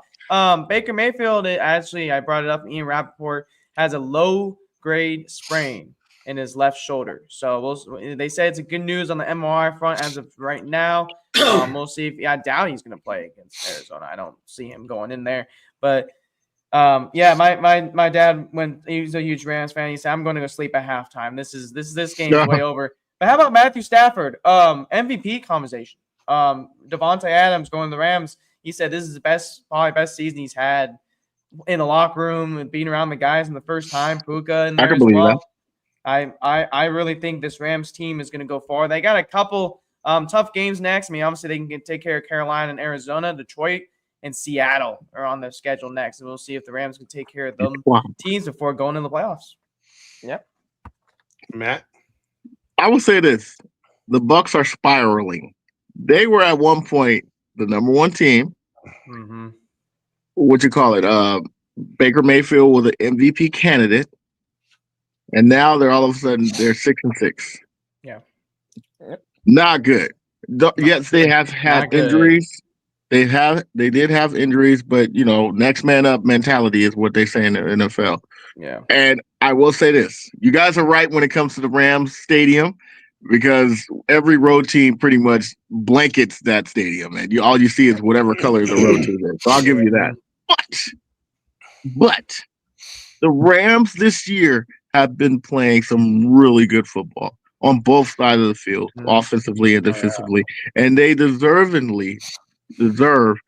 that number one seed. I know they can thank us for that, but real talk, they've been playing really good, so they deserve the number one seed for now. So I'll give them credit where credit is due. That's all I'm gonna say. Tampa Bay's remainder of the schedule, while they stand at 6-5, and Carolina's at 6-6 because Carolina hasn't had a bye week yet. Tampa Bay has, in theory, a relatively easy schedule. They're home against the Cardinals, home against the Saints, home against Atlanta, so a 3-game homestand before ending the year in Carolina, Miami, and then home against Carolina. So they play Carolina twice. That's 6-0. Well, no, Teddy Bridgewater potentially starting. I don't know about that. To me, it's going to come down to those divisional games against Carolina, the two of the final 3 weeks of the year. They'll beat the Saints. They'll beat the Atlanta. Oh, that could be tough. I wouldn't say they beat them, but they could potentially go 6-0. Let's say that. Who knows? Carolina. Atlanta has the Jets, the Seahawks, the Bucks, the Cardinals, the Rams, and the Saints. I don't think Atlanta beats Seattle. I don't think they beat the Rams. And if Tampa Bay's healthier, they should beat Atlanta in a typical shootout. So to me, that cancels Atlanta. Carolina has the Rams, loss. The Saints, a win. Bucks, questionable. Seattle, loss. Tampa, questionable. So to me, it's the 2 games, Carolina versus Tampa, the 2 divisional games that's going to win this division. Absolutely. So now that moves us on to a game that I was watching with my girl, who was a big time Niners fan like Dominic. Go Steve Lease. And I will just say this. I had hopes, and this is one of my Island Boy picks, that the Panthers would beat the Niners, kick them down a peg, and the Panthers would take that division. However, the writing was on the wall, and there was two things that happened that I'll describe before I throw it over to Dominic, and that is, one, when you get 3 turnovers that early in a game and you put up 3 points, 1 point per turnover, you're staring a big fat L in the face. Yeah. And number 2, I told Steve Lease, is like, why are you getting so frustrated? And I said, you know what? The Niners remind me of the 90s New York Giants. They would slow burn you to death. They had all kinds of injuries, but they had coaching and talent like the next man. It doesn't matter who gets hurt. It doesn't matter who gets shot. The next guy just performs just as well as the last guy, and the Niners keep rolling. And I was screaming at the television like, dude, they're going to go to CMC. They're going to go to, and they did, and they still got yards. They still got catches. So I got to say it, and it hurts me to say it. It's a good win for the Niners. And it's really that chance for the Panthers to step up, to ascend to that next level, and they fell flat on their face. Yeah, I agree. I'll take over, Dom, because I want you to go last. Go for it. So I will say this, though. Do you put back in Mac Jones? Because Brock Purdy, he was looking really. I'm just saying. I will address it. Okay, all right. No, this was a win that the Niners definitely needed, and they took advantage of the fact that the Panthers just didn't show up at all. The Panthers needed this win. They needed this win, so you would have thought it would have been a closer game. Yep. Hey, man, that Niners defense, bro. That Niners defense. Only 9 points. Come on now. They shut them down, so you got to give them credit. And outside of that touchdown by Brock Purdy, he didn't look that good. I'm just being honest. Maybe he, needs a little jitters. He's first game back. We'll see. But the Niners did what they were supposed to do. Obviously, we knew they were going to win, and they took advantage of a Panthers team who did not show up. They don't want that playoff spot, because if they are a team that's fighting for a playoff spot, because they're right there. They're 6-6. They were 6-5. They're right there. You would have thought that team would have fought harder. So give Niners credit by shutting that team down. It wasn't just layover team like the Jets. So good win for the Niners. Yeah, I'll tell you this. The 49ers defense is incredible, especially like you guys just said. Sucker. As soon as Matty said the rollover game like the Jets, I'm like, Randy's going to immediately beeline in here. Randy! Hey, how you doing? What's up, Randy? You can still ask the question, Mateo. Yeah, no, go for it, Jackson. Finish up your thought. Well, I'll just say this, though, and this is interesting for me since I'm a Titans fan. I want Robert Saleh as my head coach. I'm just going to put that out there right now. Robert Saleh would be an interesting name to keep an eye on. But the 49ers defense is great. Christian McCaffrey. But obviously the question is, heading into the weeks coming, obviously you guys have a pretty decent schedule besides facing the Colts and Seahawks. If Brock Purdy is going to start heating up, and I think you guys got to take care of that and see how he's going to heat up in the next couple weeks. But I think it's a good win for the Niners, and you guys move on to Cleveland. Yeah. Randy, any take on the Niners game while you join us here? Welcome. No, I mean, it was obvious what was going to happen there. Yeah. Except this. It wasn't the coin flip this week, baby. It wasn't the coin flip Island Boy here. No. Hey, real quick, Dom, before you get into it, Mateo's question was, should the Niners bench Purdy, and should Mac Jones start the rest of the season? Your floor is yours, Dom. No, I'll address that first. Brock Purdy is not getting benched. To me, he had a great game the week before against Arizona, and you're riding the high of returning into the starting lineup. I think it's still rust coming off. And if you look at the 3 throws, the first 2 interceptions, Purdy's fault. You're either overthrowing, underthrowing, you're missing the route. Okay. The third one, I'm going to give props to J.C. Horn, even though he got a concussion last night. Coming off of a double team, he jumped back to the middle of the field, and Troy Aikman said it best. As a quarterback, no quarterback, including Tom Brady, the GOAT, would have anticipated that defender coming all the way in that short period of time. So I'll leave that one off, but still, rusty game from Brock Purdy. But if the Niners can play like this and play competitively, even with a rusty Brock Purdy, this team is going places. And to everything that they have gone through, Shanahan and Saleh get so much credit for the next man up mentality. So we're going to give it there. Christian McCaffrey, everybody's talking about you're overworking and you're doing this. That's what a top bell running back is supposed to do. You give him the load and he is going to take it for you deep into football games. So Christian McCaffrey, it's not our fault that defenses can't figure out Christian McCaffrey. The only one that's been able to figure him out, essentially, is the Houston Texans in that loss on the road. They're diving it into George Kittle. He's looking healthy. Ricky Pearsall, he's still repping back to get his knee. The whole Brandon Ayuk situation, he is under contract this year. The Niners have voided his contract, so essentially he's going to be out after the regular season. And I will stand on my ground and say this. Was I in favor of him getting an extension a couple years back? Absolutely. But that mother effer needs to get out of town. That is toxic culture behavior. Get out of our clubhouse. You're out here being pissing and moaning about your rehab and crap, and then you're buying $350,000 gold chains in a jewelry store right down the street. Get out of our locker room. The Niners stand on defense, and I think Kittle said it best in the postgame conference last night. The Niners have a standard, and if you don't meet it, you're out. And I know he was talking about the game, but there was some subliminal messaging in Kittle's postgame press conference. If you're not with us, get out. Ayuk, get out. I think the Niners now are going to save $85 million over the next 3 years. You can put that towards your D-line, your O-line. That's good. Reliable offensive pieces, and the Niners draft very well.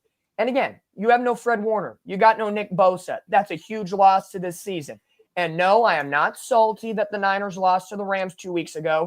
If you watch the show consistently, everybody here can approve. I picked the Rams to beat the 49ers in that game. Thank you very much. We beat you in, a little place called Levi South, earlier in the season, putting that out there as well. So who's whining now? Anyway, the Niners 8-4, well above expectations with all the turmoil that's gone into this season. At the end of the day, Brock is your quarterback. Brock is the guy. You stick with him. You iron things out. And you could tell at halftime. Shanahan's like, are you worried? No. He underthrew it, overthrew it. That's fixable as a coach. Easier said, the Niners, they got work to do. And the master plan that I created a couple weeks ago, because Tampa Bay, it's a little screwed up right now, but the master plan could still happen. They just need a little help. But I still believe all three NFC West teams, because I don't count the Cardinals, are making the playoffs. Well, the Cardinals are a USFL team. I think we've all established that. You're very disrespectful. Real quick. I got to say this. For all the men that are on here, I got to give Juwan Jennings credit for what he did. Oh, yeah. Hey, he got low blowed and was ready to throw some hands. Hey, man, credit to you, Juwan Jennings. I like to see that. Yep. Hey, man, you don't hit nobody below the belt. I don't care if you're a woman or man, whatever you call yourself. Don't hit nobody below. He literally punched him. Yeah, would have tried to throw his helmet off. I will give him credit for not doing it in game. Yep. And waiting for afterwards. Because if that were DK Metcalf on the Seahawks, he would have bit the other guy's crotch. You know what I mean? Imagine Andre Johnson from the fucking Texans. It's a bitch. Hey, I'm like this though. I'm like this. If you hit somebody below the belt, you get it. Whatever comes after that. That's what you deserve. I don't care what.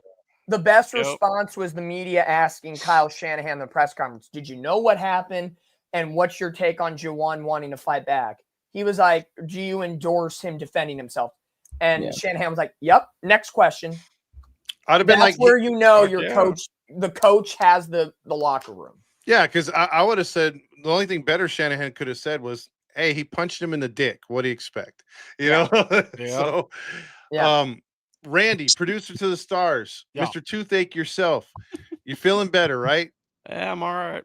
You ready? You ready to read off just the overall standings before we get into the pick'ems real quick?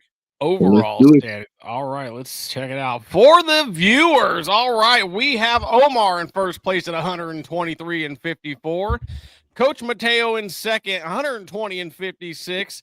Eric Ward in third. He's had a couple of good weeks at 118.59, so he's creeping right up there to the first place conversation. Fourth place is Mario, 115-62. Down in fifth is Matt Mattivier, 114-63. And still in the butthole is Rob at a 111-61 for the Do we really got to read this one? Fuck this shit. Let's go. First place, Dominick Lorenz, 117-60. Second place, Toddy at 113-64. Matty Matt climbed out finally to 105-72, but I'm not far behind, and I'm getting out this week. I fucking promise you that, and I'm at 103-74. Hold on. This is where we're at. Fuck.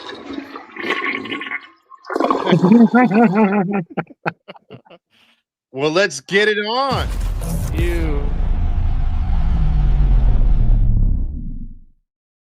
This week's picks presented to you by 714 Tickets. 714 Tickets. Get your tickets wherever you may be in Nashville, like our good buddy Jackson. You can be out there and still use our HITI code HITI, and they apply now and get your 10% off of tickets. No taxes and no fees. It's just the price you see, the price you get. Now, Packers at Detroit. We have a slate of 3 games for Thanksgiving, and which is just 2 days away. 2 of the 3 are good. Let's start with the first one. This is a potential playoff spot being left up in the air or taken. The Packers are 7-3-1, essentially, like Dom said, the same record as the Lions, 7-4. Tickets are going as low as $192. 2.5-point favorite are the Detroit Lions in this one. 48.5 is your total points. God damn it, this is a tough one. Give me to that 20 seconds. So I'll start off by saying this. I have not been impressed with the Packers since about week 4. I don't know what team is going to show up in this one. They have both been Jekyll and Hyde. But if I have to pick one, and I don't like doing it because both these teams have won in Detroit on Thanksgiving against each other, give me Detroit. All right, Big Matty. This is going to be a good game, a very good game with 2 divisional teams going at it, and it is up for grab. I tell you this right now: whoever loses this game might be out of the playoffs. Might be. So I'm going with Detroit to win this game. Give me Detroit. I don't know it's what's like more... Scarface and fucking Mr. Miyagi had a baby. I'm right there with you, Randy. I'm trying to zone in. He's got that Detroit accent. I love it. Boy, oh boy, here we go. For me, it's a close matchup. You know, I like the Packers. Is Josh Jacobs going to be healthy enough to really be a factor into this game? I think he does play after sitting out this past week. Who needs this game more? I think before hitting the massive panic button, the Lions do.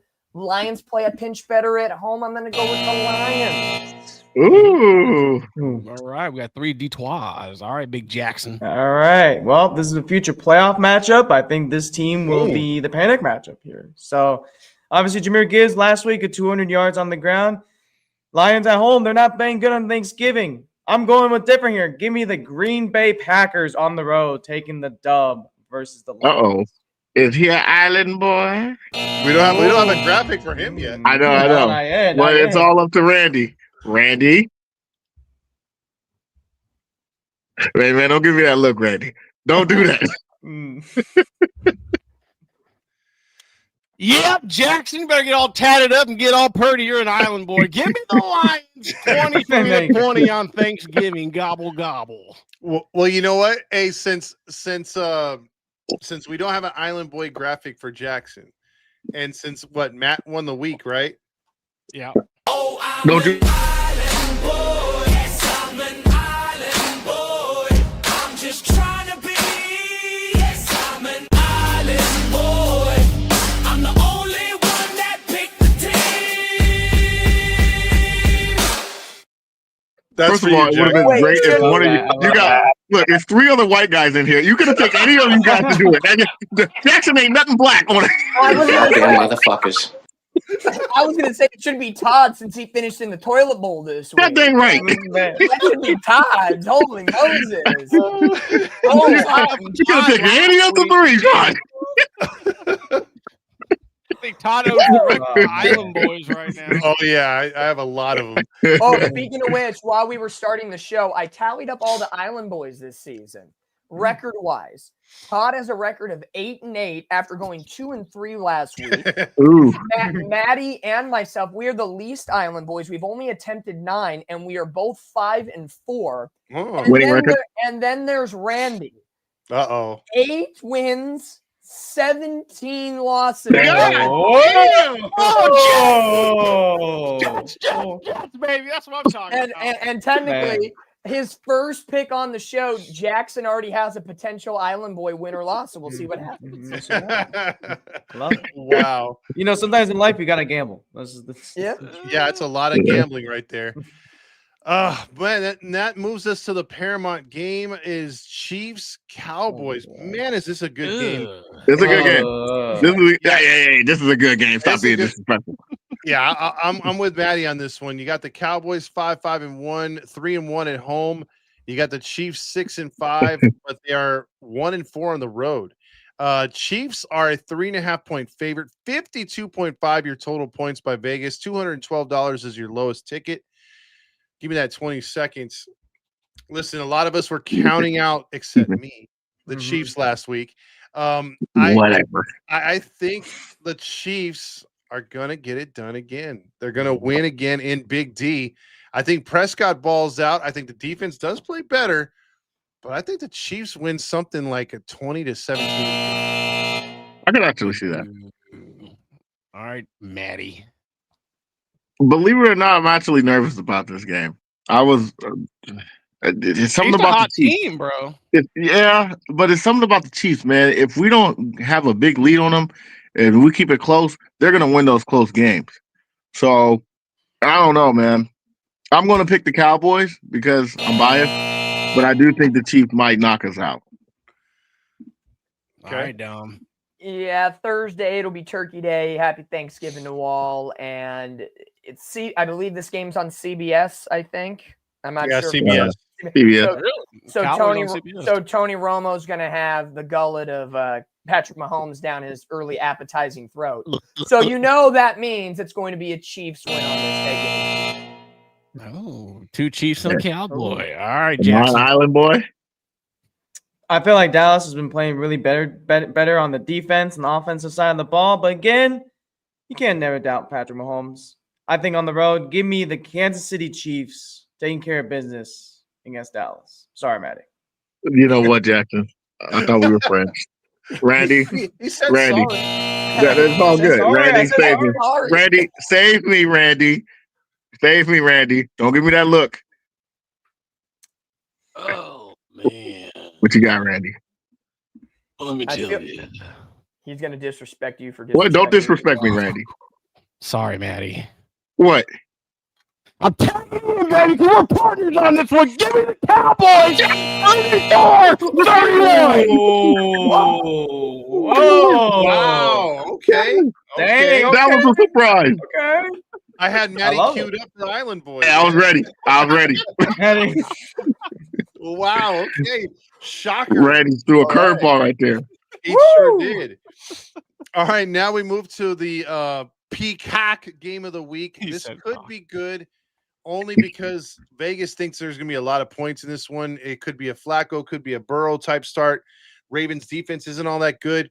Ravens need this win to keep pace with the Steelers. Tickets going as low as $84, 37 degrees outdoors. Baltimore is a full touchdown favorite. I don't need 20 seconds for this one. I'm just going to say it flat out. No matter how they do it, I think the Ravens cover that 7 and beat the Bengals. Mm-hmm. You need 20, Matty? No, come on now. Give me the Ravens. I don't need 20. Dome? Okay. I think Joe Burrow coming back will make this game a little more interesting, but the Ravens at home will get the job done. Derrick Henry, I think, repeats with multiple touchdowns. That run defense for Cincinnati's rough. Mm-hmm. I agree. I don't need 20 seconds. Oh, I don't agree. I don't need 20 seconds either. I think Derrick Henry is going to get a hat trick in this game on the ground. Joe Burrow's been interesting, but I got the Ravens taking care of business at home. Uh-oh. Randy. Randy titties. Burrow's back, baby. What you saying, Randy? Burrow's back. Okay, what you got, Oh. Ray? Not enough. Give me the Ravens 24-20. Ray, you gave us all There that you suspense. Damn you, I need my Randy. 20 seconds. You Todd gave us just that wants to- suspense. Todd just wants to see some of Randy's titties. I sure do. I want to see him go. Oh. Now we move on to Friday night's game. If you looked at this game in the preseason, you'd be like, man, this is going to be a blowout, right? But this one looks legitimately good. Now, there are some naysayers. I'm still not fully convinced on Caleb, but this looks like especially how the Eagles played. Nothing's for sure. They are at home, though. Philadelphia hosts the Bears on a standalone game on Prime Video. It is the 8-3 Eagles versus the 8-3 Bears. Tickets going as low as $324. Philly is a touchdown favorite, and 44.5 is your total points. Weather will not be a factor. It's going to be a little chilly, 43 degrees. Give me that 20 seconds. I think I need this one. I do like the Bears. I like what they've done. Shout out to Mario again. The defense isn't legit. The run game isn't legit, but Caleb is making plays. The special teams has been good for the Bears, but you got to think that punchable face Jalen Hurts is going to get the W. They got to serve. They got to win this game, right? So that's the only reason why I'm going with them. All right, Matty. Look, they're both 8-3. I don't think it's a must-win for Philly, but I think it's definitely a must-win for the Bears because Detroit is playing the Packers, and they gotta stay up and win. So, give me the Bears. Ooh. The Bears for Matt. Let's go. Oh, Friday All right, night, high noon on Black Friday, man. There's something about this matchup that I think might be in the game of the week category, high competitive. Gonna be a good one between these two. Essentially, number 2 seed on the line in this game. I like the Eagles a little bit better better at home than they are on the road. Give me the Eagles, and this is the first test for the Bears. All right, Jackson. I'm gonna need 20 seconds for this one also. The Eagles, like we said, obviously Jalen Hurts coming off that bad loss. I think Saquon Barkley did nothing on the ground. The Bears defense, one of the best defenses in turnovers. However, I don't think Caleb Williams gets the job done. I think the Bears struggle here, especially Javon Swift. Give me the Eagles on Black Friday. I already know I'm gonna be an Island boy.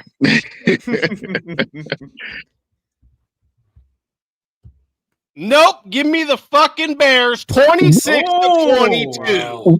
Wow. Y'all got something going on here. No, Randy. this is what I think is going to happen. I think Philadelphia is going to be up huge. I say they're going to be up 17-0, 17 unanswered, and then the second half strikes, and all of a sudden the Bears are going to come back and just fucking give it to them, dude. Love it. I'm with Randy. I think We're the going to be Cowboys. hearing Omar be like, "Oh, Mario, we gave you this game. It's your Super Bowl." I'm with Randy. I think the Cowboys exposed something about the Eagles. Speaking of exposed, I feel Matty and Randy are colluding in Vegas. I think so. I feel a little collusion. There's a collusion happening. Insider information. I don't know what they're talking about. Which one of us is Otani and which one is the other dude? Yeah, which one's going to be eBay at the end of the night? It's definitely Matt. Matt's eBay. No. Hey, Todd, what they say? Yeah. What you want, up? So now we move on to CBS game on Sunday. It is the Niners, Dominique's team, going into Cleveland. Cleveland's 3-8. The Niners are 8-4. The weather is going to be 41 degrees with rain, lots of rain. Tickets going as low as $31, and the Niners are 4.5-point favorite. 37.5 is pretty low for total points, but give me that 20 seconds. I'm going to need it. So last time the Niners came there, they lost to Cleveland. However, that's two different teams. Shador sucks. Come on, man. He's Kyle Murray taller. I should can't even get it right. I can't even get it right. No, but I think the Niners. I'm fumbling, stumbling, bumbling. Stumbling, rumbling, bumbling. I think Purdy sucks in this game too, but there's too much CMC, too much Niners. Niners win. All right, Matt. Believe it or not, this is going to be a close game. It's going to be a really close game, even though the Browns' record is 3-8. I think the Niners struggle. I think the Browns are going to struggle. It's going to be a defensive game. But one mistake is going to happen, and it's going to be from the Niners. And I got the Browns winning and an upset. Give me my upset away. Give me the Browns. Ooh. I already know I'm an Island boy. No, I think, you know what I always say about my 49ers going to the East Coast in that 10 a.m. time slot on a Sunday. It always feels like a trap game. Something wild happens. Now there's going to be rain. It's going to be cold. It's going to be a battle. It's going to be a close game. And to keep the master plan going, the Niners are going to squeak this one out. Give me my boys, faithful to the Bay. It would have been crazy if he actually picked the Browns. Go ahead. It would have been. He was leaning towards that. Come on. So it shows weather is going to be a big factor in this one. Todd brought up a good point a couple years ago that the 49ers struggled on the road. I think Purdy is going to struggle in this one. I think the 49ers are going to win only by a field goal. Ooh. Only by a field goal. I think only by a field goal. Give me 49ers. Okay. Randy's thinking. He ain't thinking. He's queuing up that Island boy for me. Ain't no way Randy picking the Browns. If he picks the Browns, I smell collusion everywhere. I like the Browns' defense at home. Oh, I'm an island boy. Yes, I'm an island boy. I'm just trying to be. Yes, I'm an island boy. I'm the only one that picked the team. Where the gay Umaga, I tell you. Give me the 49ers 18-9. Now, Matt, is that technically a man bun in that picture, or what is that? I don't know what that is. Oh, man. What is something? Photo, man. I just put it to video. It's something. I love it. I love it. I got a lip pierce, a septum, and everything. That's crazy. I'm with it. You don't want to see where the other piercings are That's at. Matty on the weekend. Whoa there. Whoa. Wait, what'd you say, Randy? I just got that. Say nothing. My lips weren't moving. All right, let's talk about a divisional game. The Jaguars. Oh, man. 7-4. Oh, Lord. Oh, Lord. They go into Tennessee. Tennessee looking for that first home win 11 weeks in. Boy. They are 1-10 at home. Tickets are going not as expensive as Philadelphia with $324. You can get into Tennessee Titans Stadium for $10. And it's going to be raining. Yeah. So 44 degrees, rain. Jacksonville's a 6.5-point favorite. Total points 41.5. Just because Jackson's been so nice to come on, give me that 20 seconds. Look, Cam showed some. I've been riding that guy. I just, maybe it's the offensive line with no running game. But I do think the Titans will keep it close. I hate picking the Jaguars because they always let me down, and it would not shock me one bit if Jackson's right. But So who you got? I'm picking the Jags. Oh, I don't know why, but I something tells me he's gonna be right. All right, Matty. with all due respect, Jackson. This is going to be a good game. Every divisional game, you know how I say, every divisional game is going to be a close one, in my opinion. But I don't know, man. I don't think Tennessee's going to keep up with Jacksonville. It's going to be an ugly game. I say Jacksonville wins by a touchdown. Give me Jag. Yeah, I'll make this one. Yeah, I'll make it short and sweet and simple in this one. Jacksonville will take this game. I think Tennessee does continue to improve this season, and Cam Ward looks a little better. But right now, Jacksonville's running game with Travis Etienne has worked out over the last couple of weeks, and I think they'll have to utilize that again this week. Give me Jacksonville in this game. Boy. Well, I'm already going to be in the island, so I don't have to explain too much. All right. Let's just first and foremost, this is going to be shitty weather in Nashville this weekend. There's going to be nobody at the stands. But you know what? As a loyal fan, I have faith in Cam. The defense is going to maybe struggle. I got the Titans in a field goal in overtime. Oh, 27-24 in overtime. Randy. Does Randy Yeah, agree? you're definitely. Wait, are you the only one that picks the Titans? Yes. Yeah. Mhm. Okay, yeah, you're definitely on an island this week. I'm on island. Give me the Jaguars 27-19. Ooh. Ooh. Okay. Randy Not said, okay. I think I'll fill in for him. Oh, I'm an island boy. Yes, I'm an island boy. I'm just trying to be. Yes, I'm an island boy. I'm the only one that picked the team. Now that's more like it. I'm That's gonna, more I'm like gonna, it. I'm gonna You come know back one day and I want one for me. You know what's crazy enough? I didn't know Todd grew hair that quick. Yeah. Right? No, I think the Love thing it. that Herbalife. disturbs me. Oh man! Now, the thing that disturbs me is the puckered lips, Randy. I hate you for that. Like that is too much, man. That is too much. Mateo saying nipples, Nipple. baby, nipples. Nipple. Nipplegate, baby. All right, now we move on man, to love a it. good game right here. You got the Texans 6-5 going into Indy. Indy is 8-3. They are undefeated at home. The return of CJ Stroud. Tickets only $77 for the cheapest ticket, and the Colts are a 4.5-point favorite. 44.5 is your total points. Give me that 20 seconds. I think it's a mistake going back to Stroud the way he's been so inconsistent. It seems like there's a certain way that Houston's doing things both offense and defensively. I think that messes them up a bit, and I think the Colts take full advantage. They know they should have beat Kansas City the week before. Look for Jonathan Taylor to have a bounce back game at home. Give me the Colts. All right, Matty. I think this is actually going to be closer than you expect. Those divisional games, I'm telling you. And then that Texans defense is actually really good. I don't know, man. This might come down to another field goal game. And I'm going to go with the Colts in a close one. I don't see a blowout.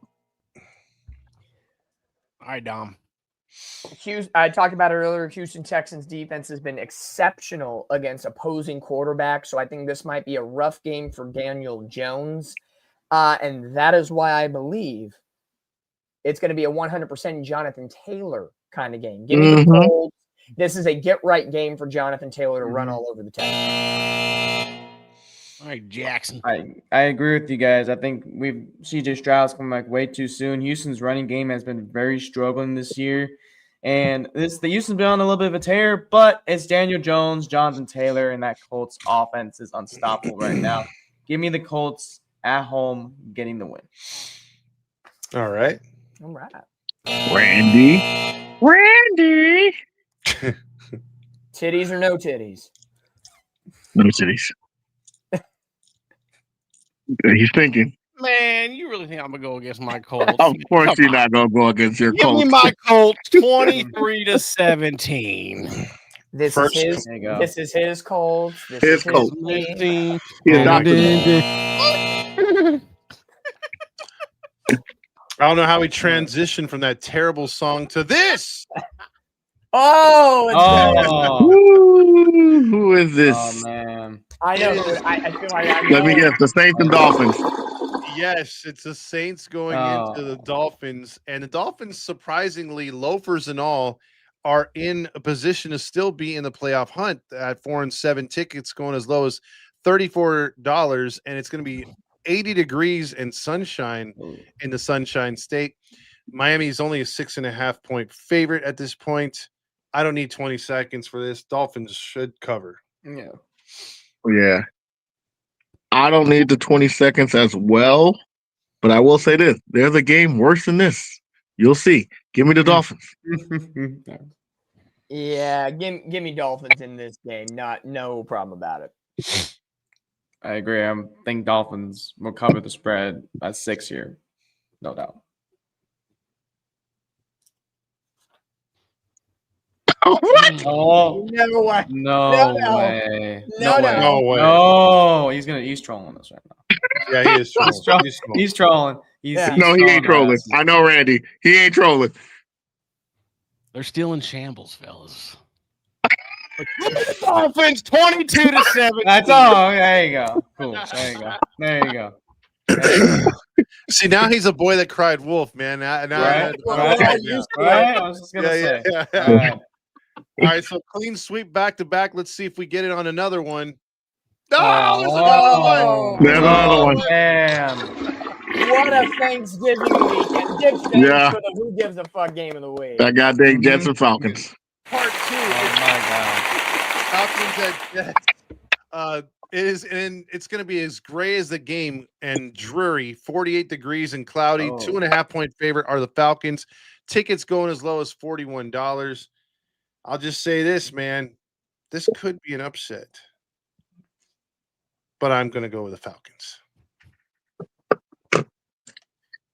Yeah, I only need 20 seconds. I don't see it being an upset because the Jets got rid of all their defensive players, so give me the Falcons to win. Tyrod Taylor is going to make this one interesting for the Jets, but the Falcons, even though they're 2 games out of first, can smell blood a little bit in the water. Kirk Cousins got the win last week. He finds a way to win it once again. Give me the Falcons. I'm gonna be honest with you guys here. I don't like Atlanta at all. Randy, you're gonna like me today. Give me the Jets in an upset. I don't like Atlanta here. I don't like Atlanta here on the road. Yes, this would be huge if they get a win. I just think New York. I just have faith in the Jets and Tyrod Taylor. For some reason, I'm trusting my gut here. I'm going with the Jets. Interesting. Jackson could be ballsy and be a third island boy. Wow. He comes in hot in this show. Hey, Jackson. We are at home, fellas. We've been playing pretty good last couple of weeks. But Jackson, stay your ass on that island because they give me the fucking Falcons 21-13. And here you go, Jackson. Oh, I'm an island boy. Yes, I'm an island boy. I'm just trying to be. Yes, I'm an island boy. I'm the only one that picked the team. Oh, wait. The sexy pouty lips. I want to know. Hey, where did you get your lips done? I want to. We gotta do a Dom. We gotta do a Dom Island boy. I got to time out on this one. Hold on a second. That was a Jets pick, so that deserves a. Oh, I'm an island boy. Yes, I'm an island boy. I'm just trying to be. Yes, I'm an island boy. I'm the only one that picked the team.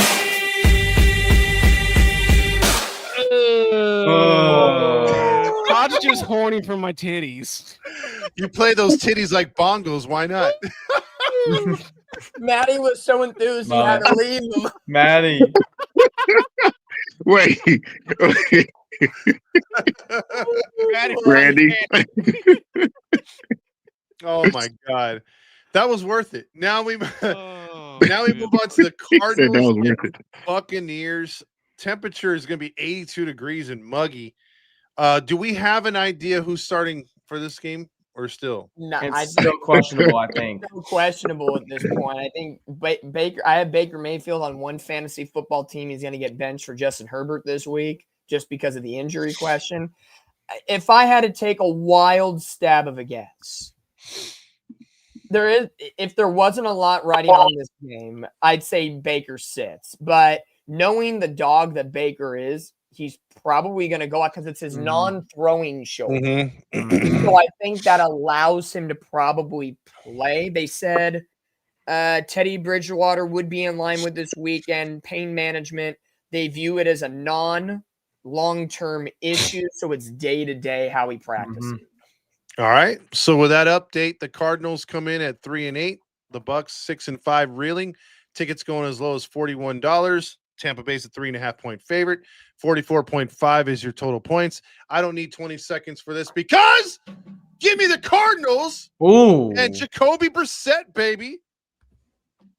They're good enough to beat the Bucks. Are you kidding me? Really? I'm doubling down. Give me some Brissett.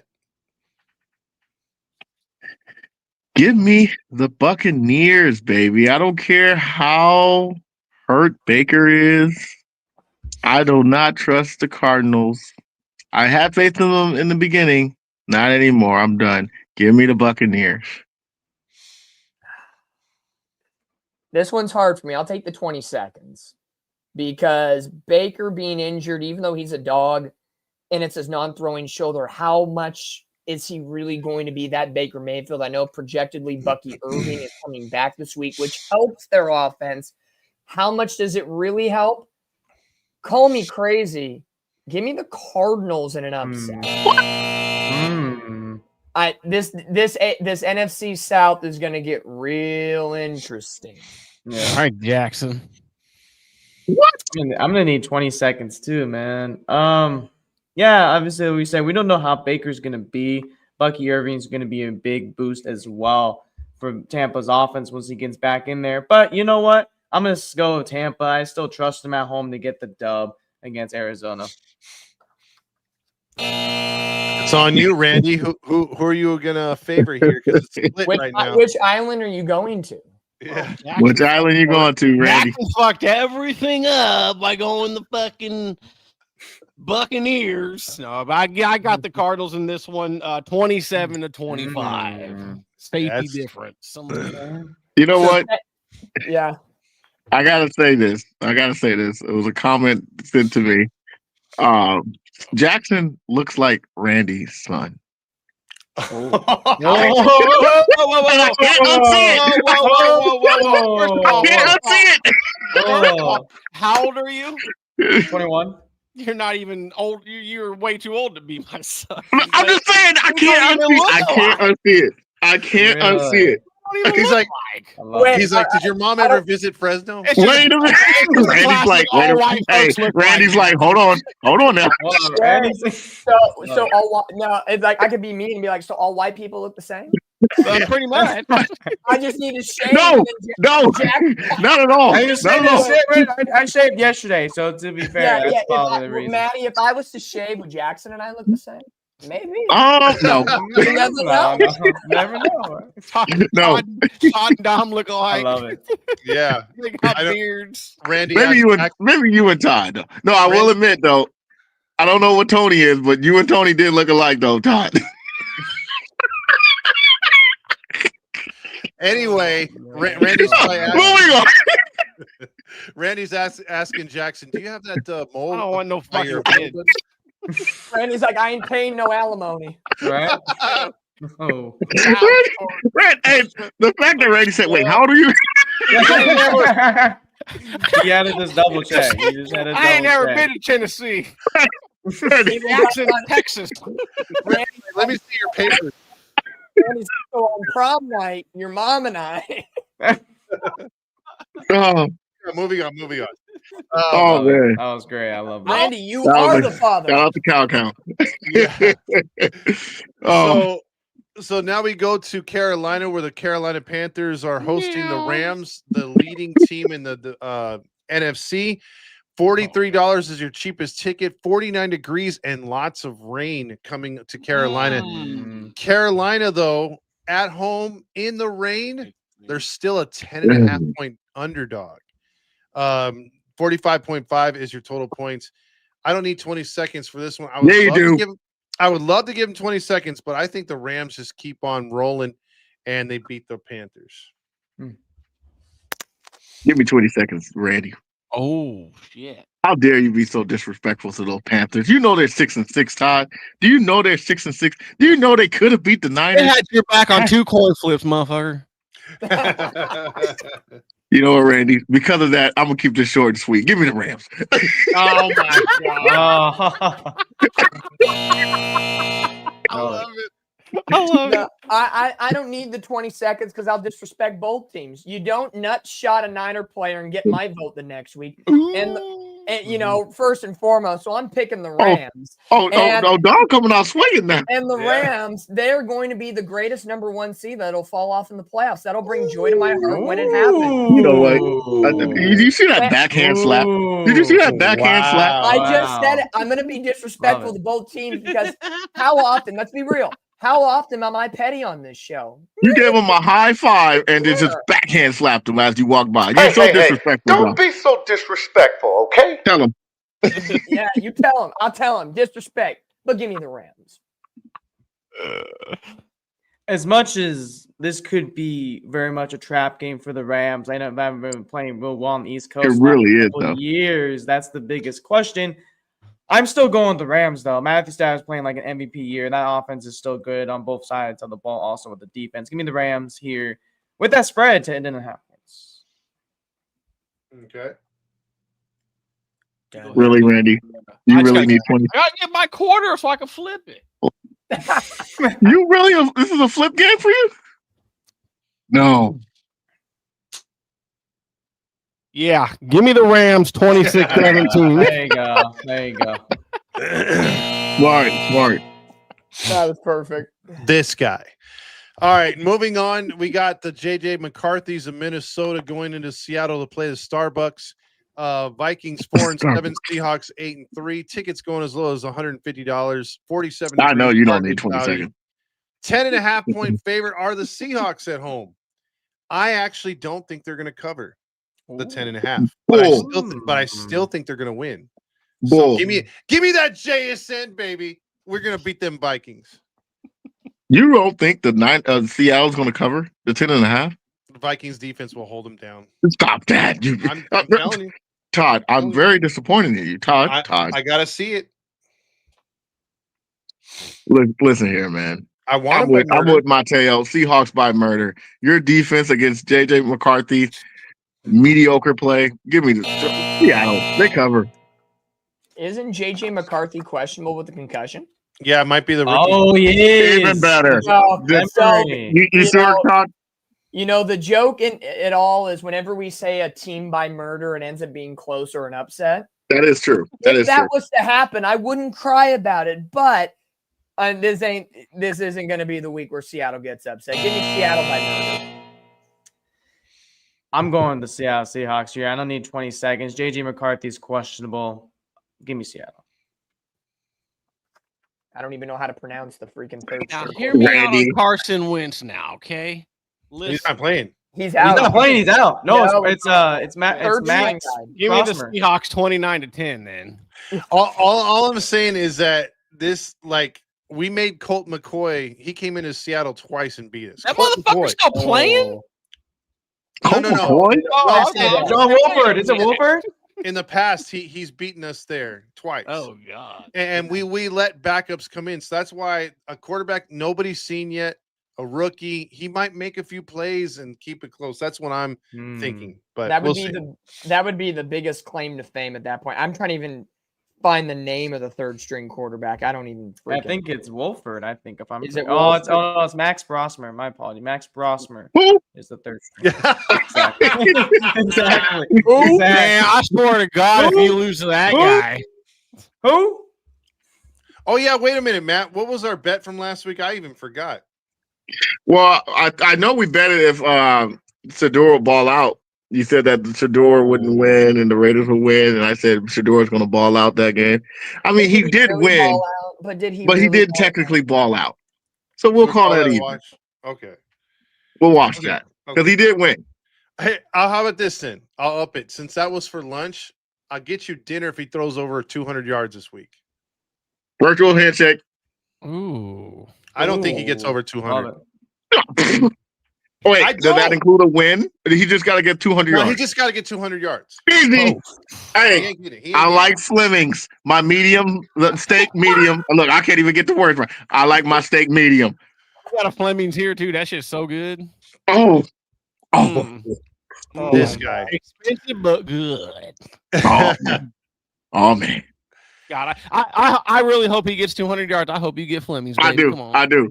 Now you got to ask for, if you don't like your steak with pink in it, you got to ask for well done. Because I went with my girl and her dad one time, and she asked for medium well. Man, that mug flamed up. It was like they was gang banging, blood everywhere. I like mine medium. So many ways to take that. Hey, whoa, I whoa, just, whoa, I just think there was blood everywhere. You gotta love the pink. Gotta Now love it. moving on, you got an interesting matchup right here because again, like Jackson brought up earlier, you could see Aaron Rodgers, you could see Mason Rudolph, but the Steelers are in a must-win game at home. Absolutely. Win.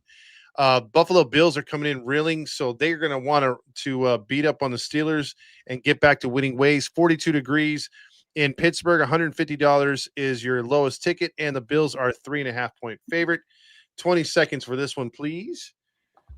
I think the Steelers cause problems. J.J. Watt maybe knocks around a fumble out of Allen, but I think in the end, though, the Bills are going to make just enough plays to win this game. It might be really low scoring. Give me the Bills. I'm Matty.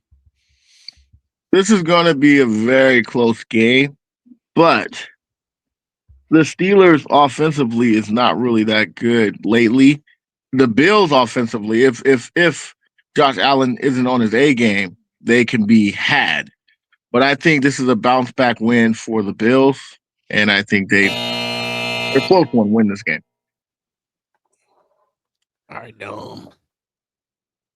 I think this is going to be a very interesting game at the end of the day. I'm taking the Bills in this one. And with the collapse of what we've seen from Pittsburgh, I've said it before, the rumblings I think are going to come of if Mike Tomlin's going to be there next year. I think the conversations are going to start being had. Talk your talk, Dom. Give me the Bills. And we could talk about that on another day, but give me the Bills. Tomlin to Tennessee. Go ahead. Oh, there you go. There you go. Hey, anybody at this point, right? Yeah, we brought this up early in the show. I did, and I'm not 100% sure about Aaron Rodgers, how he's going to do with this wrist injury, especially with that Steelers offense has been really flaky so far. I have faith in the Bills to rebound after their loss in Houston. They've gotten that rest, a mini bye week is what we call it. Give me the Bills on the road here, taking care of business in Pittsburgh.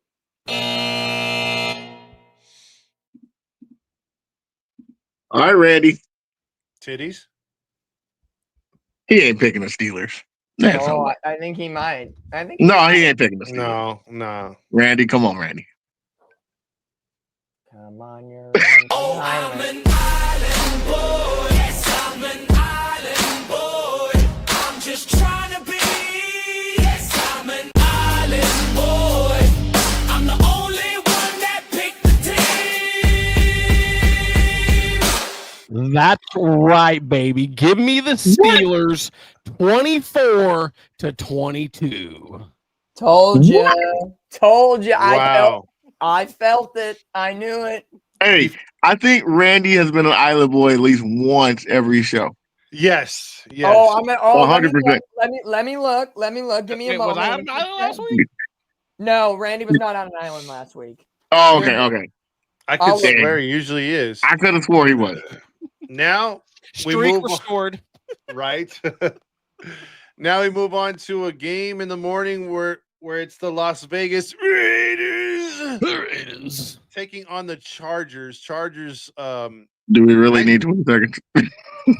All I'm going to say is it's going to be a Raider home game in SoFi, and the Chargers are favored by 9.5, and I will take them to cover. Wow. Same. Give me the Chargers to cover easily.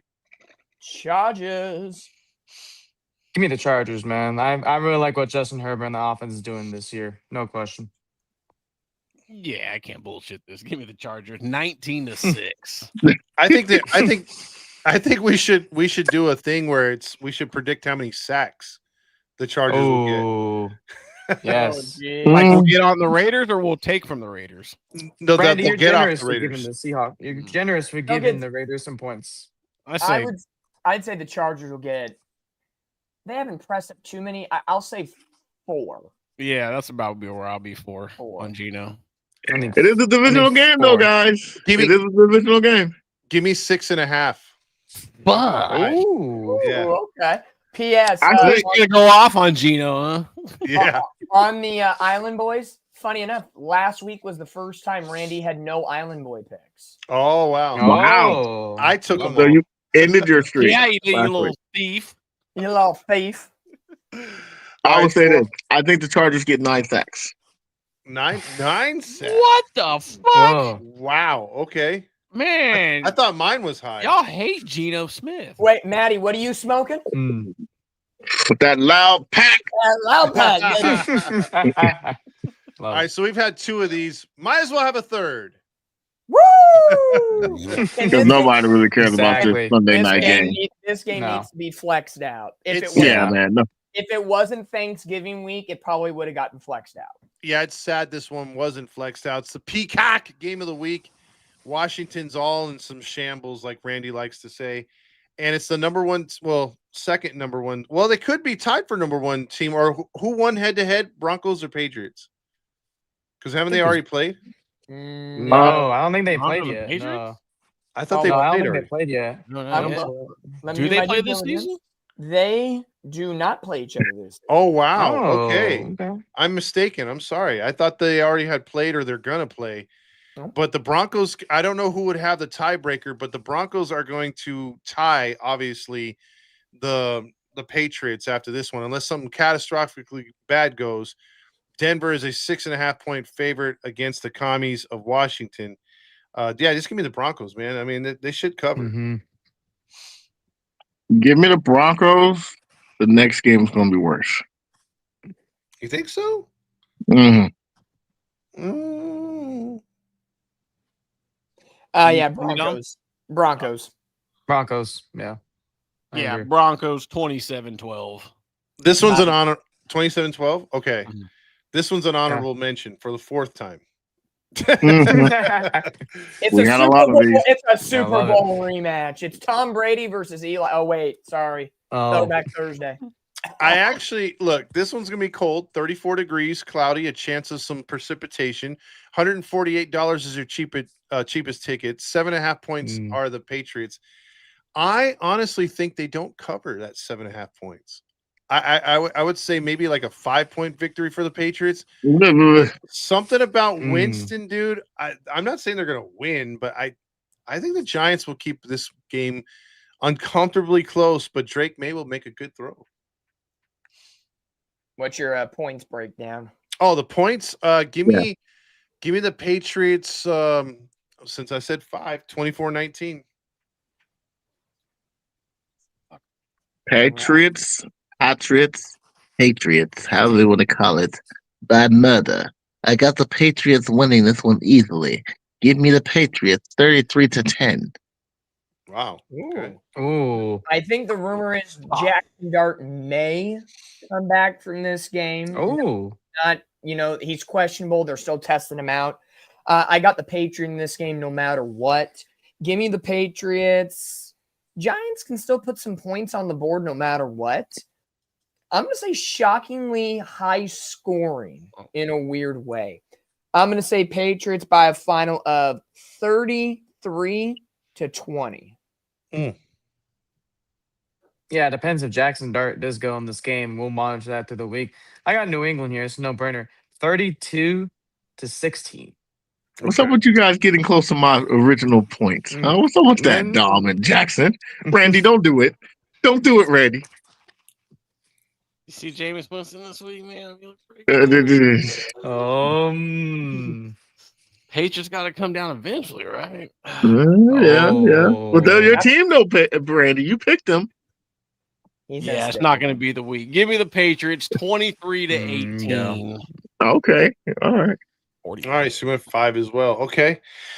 So there's, ladies and gentlemen, our picks for the week, our recap. We went a little long, but we had a good time doing it right here as we'll get into Thanksgiving weekend, it's crazy to say we're already here, man. The NFL season has been flying by. A lot of storylines, and we'll see how we do. Again, we got to do some catching up, fellas. The viewers are actually beating us by a few games. Yeah. So, stop with your damn island boys and get on the wind train. Let's go. Yeah, exactly. So, any final thoughts, fellas, before we get out of here? My final thought is thank you, everybody, for watching and listening. And we wouldn't do this without you. No, have a great and blessed Thanksgiving week. Enjoy it. Be safe out there, and go Niners, as I always say. It was going well, Dom. No, you know me. I never let it slip by, baby. I appreciate you guys having me on as a guest. I'm excited to see what happens this week in football and tying up. See if we can get it upset on Sunday. And real quick before you get out of here, let them know where they could find you. Yeah, Titan Report podcast on YouTube and Spotify is where you can find all Titans reports by me. Just started this out this year, and it's been one heck of a ride. There you go. Nice. Randy? Yeah. Doesn't matter how great a teeth you have in your fucking head, just take care of them. Shit is painful. But I appreciate y'all. It's another season. Happy Thanksgiving, everybody. Be safe. Eat a lot of fucking great food, and we love you guys.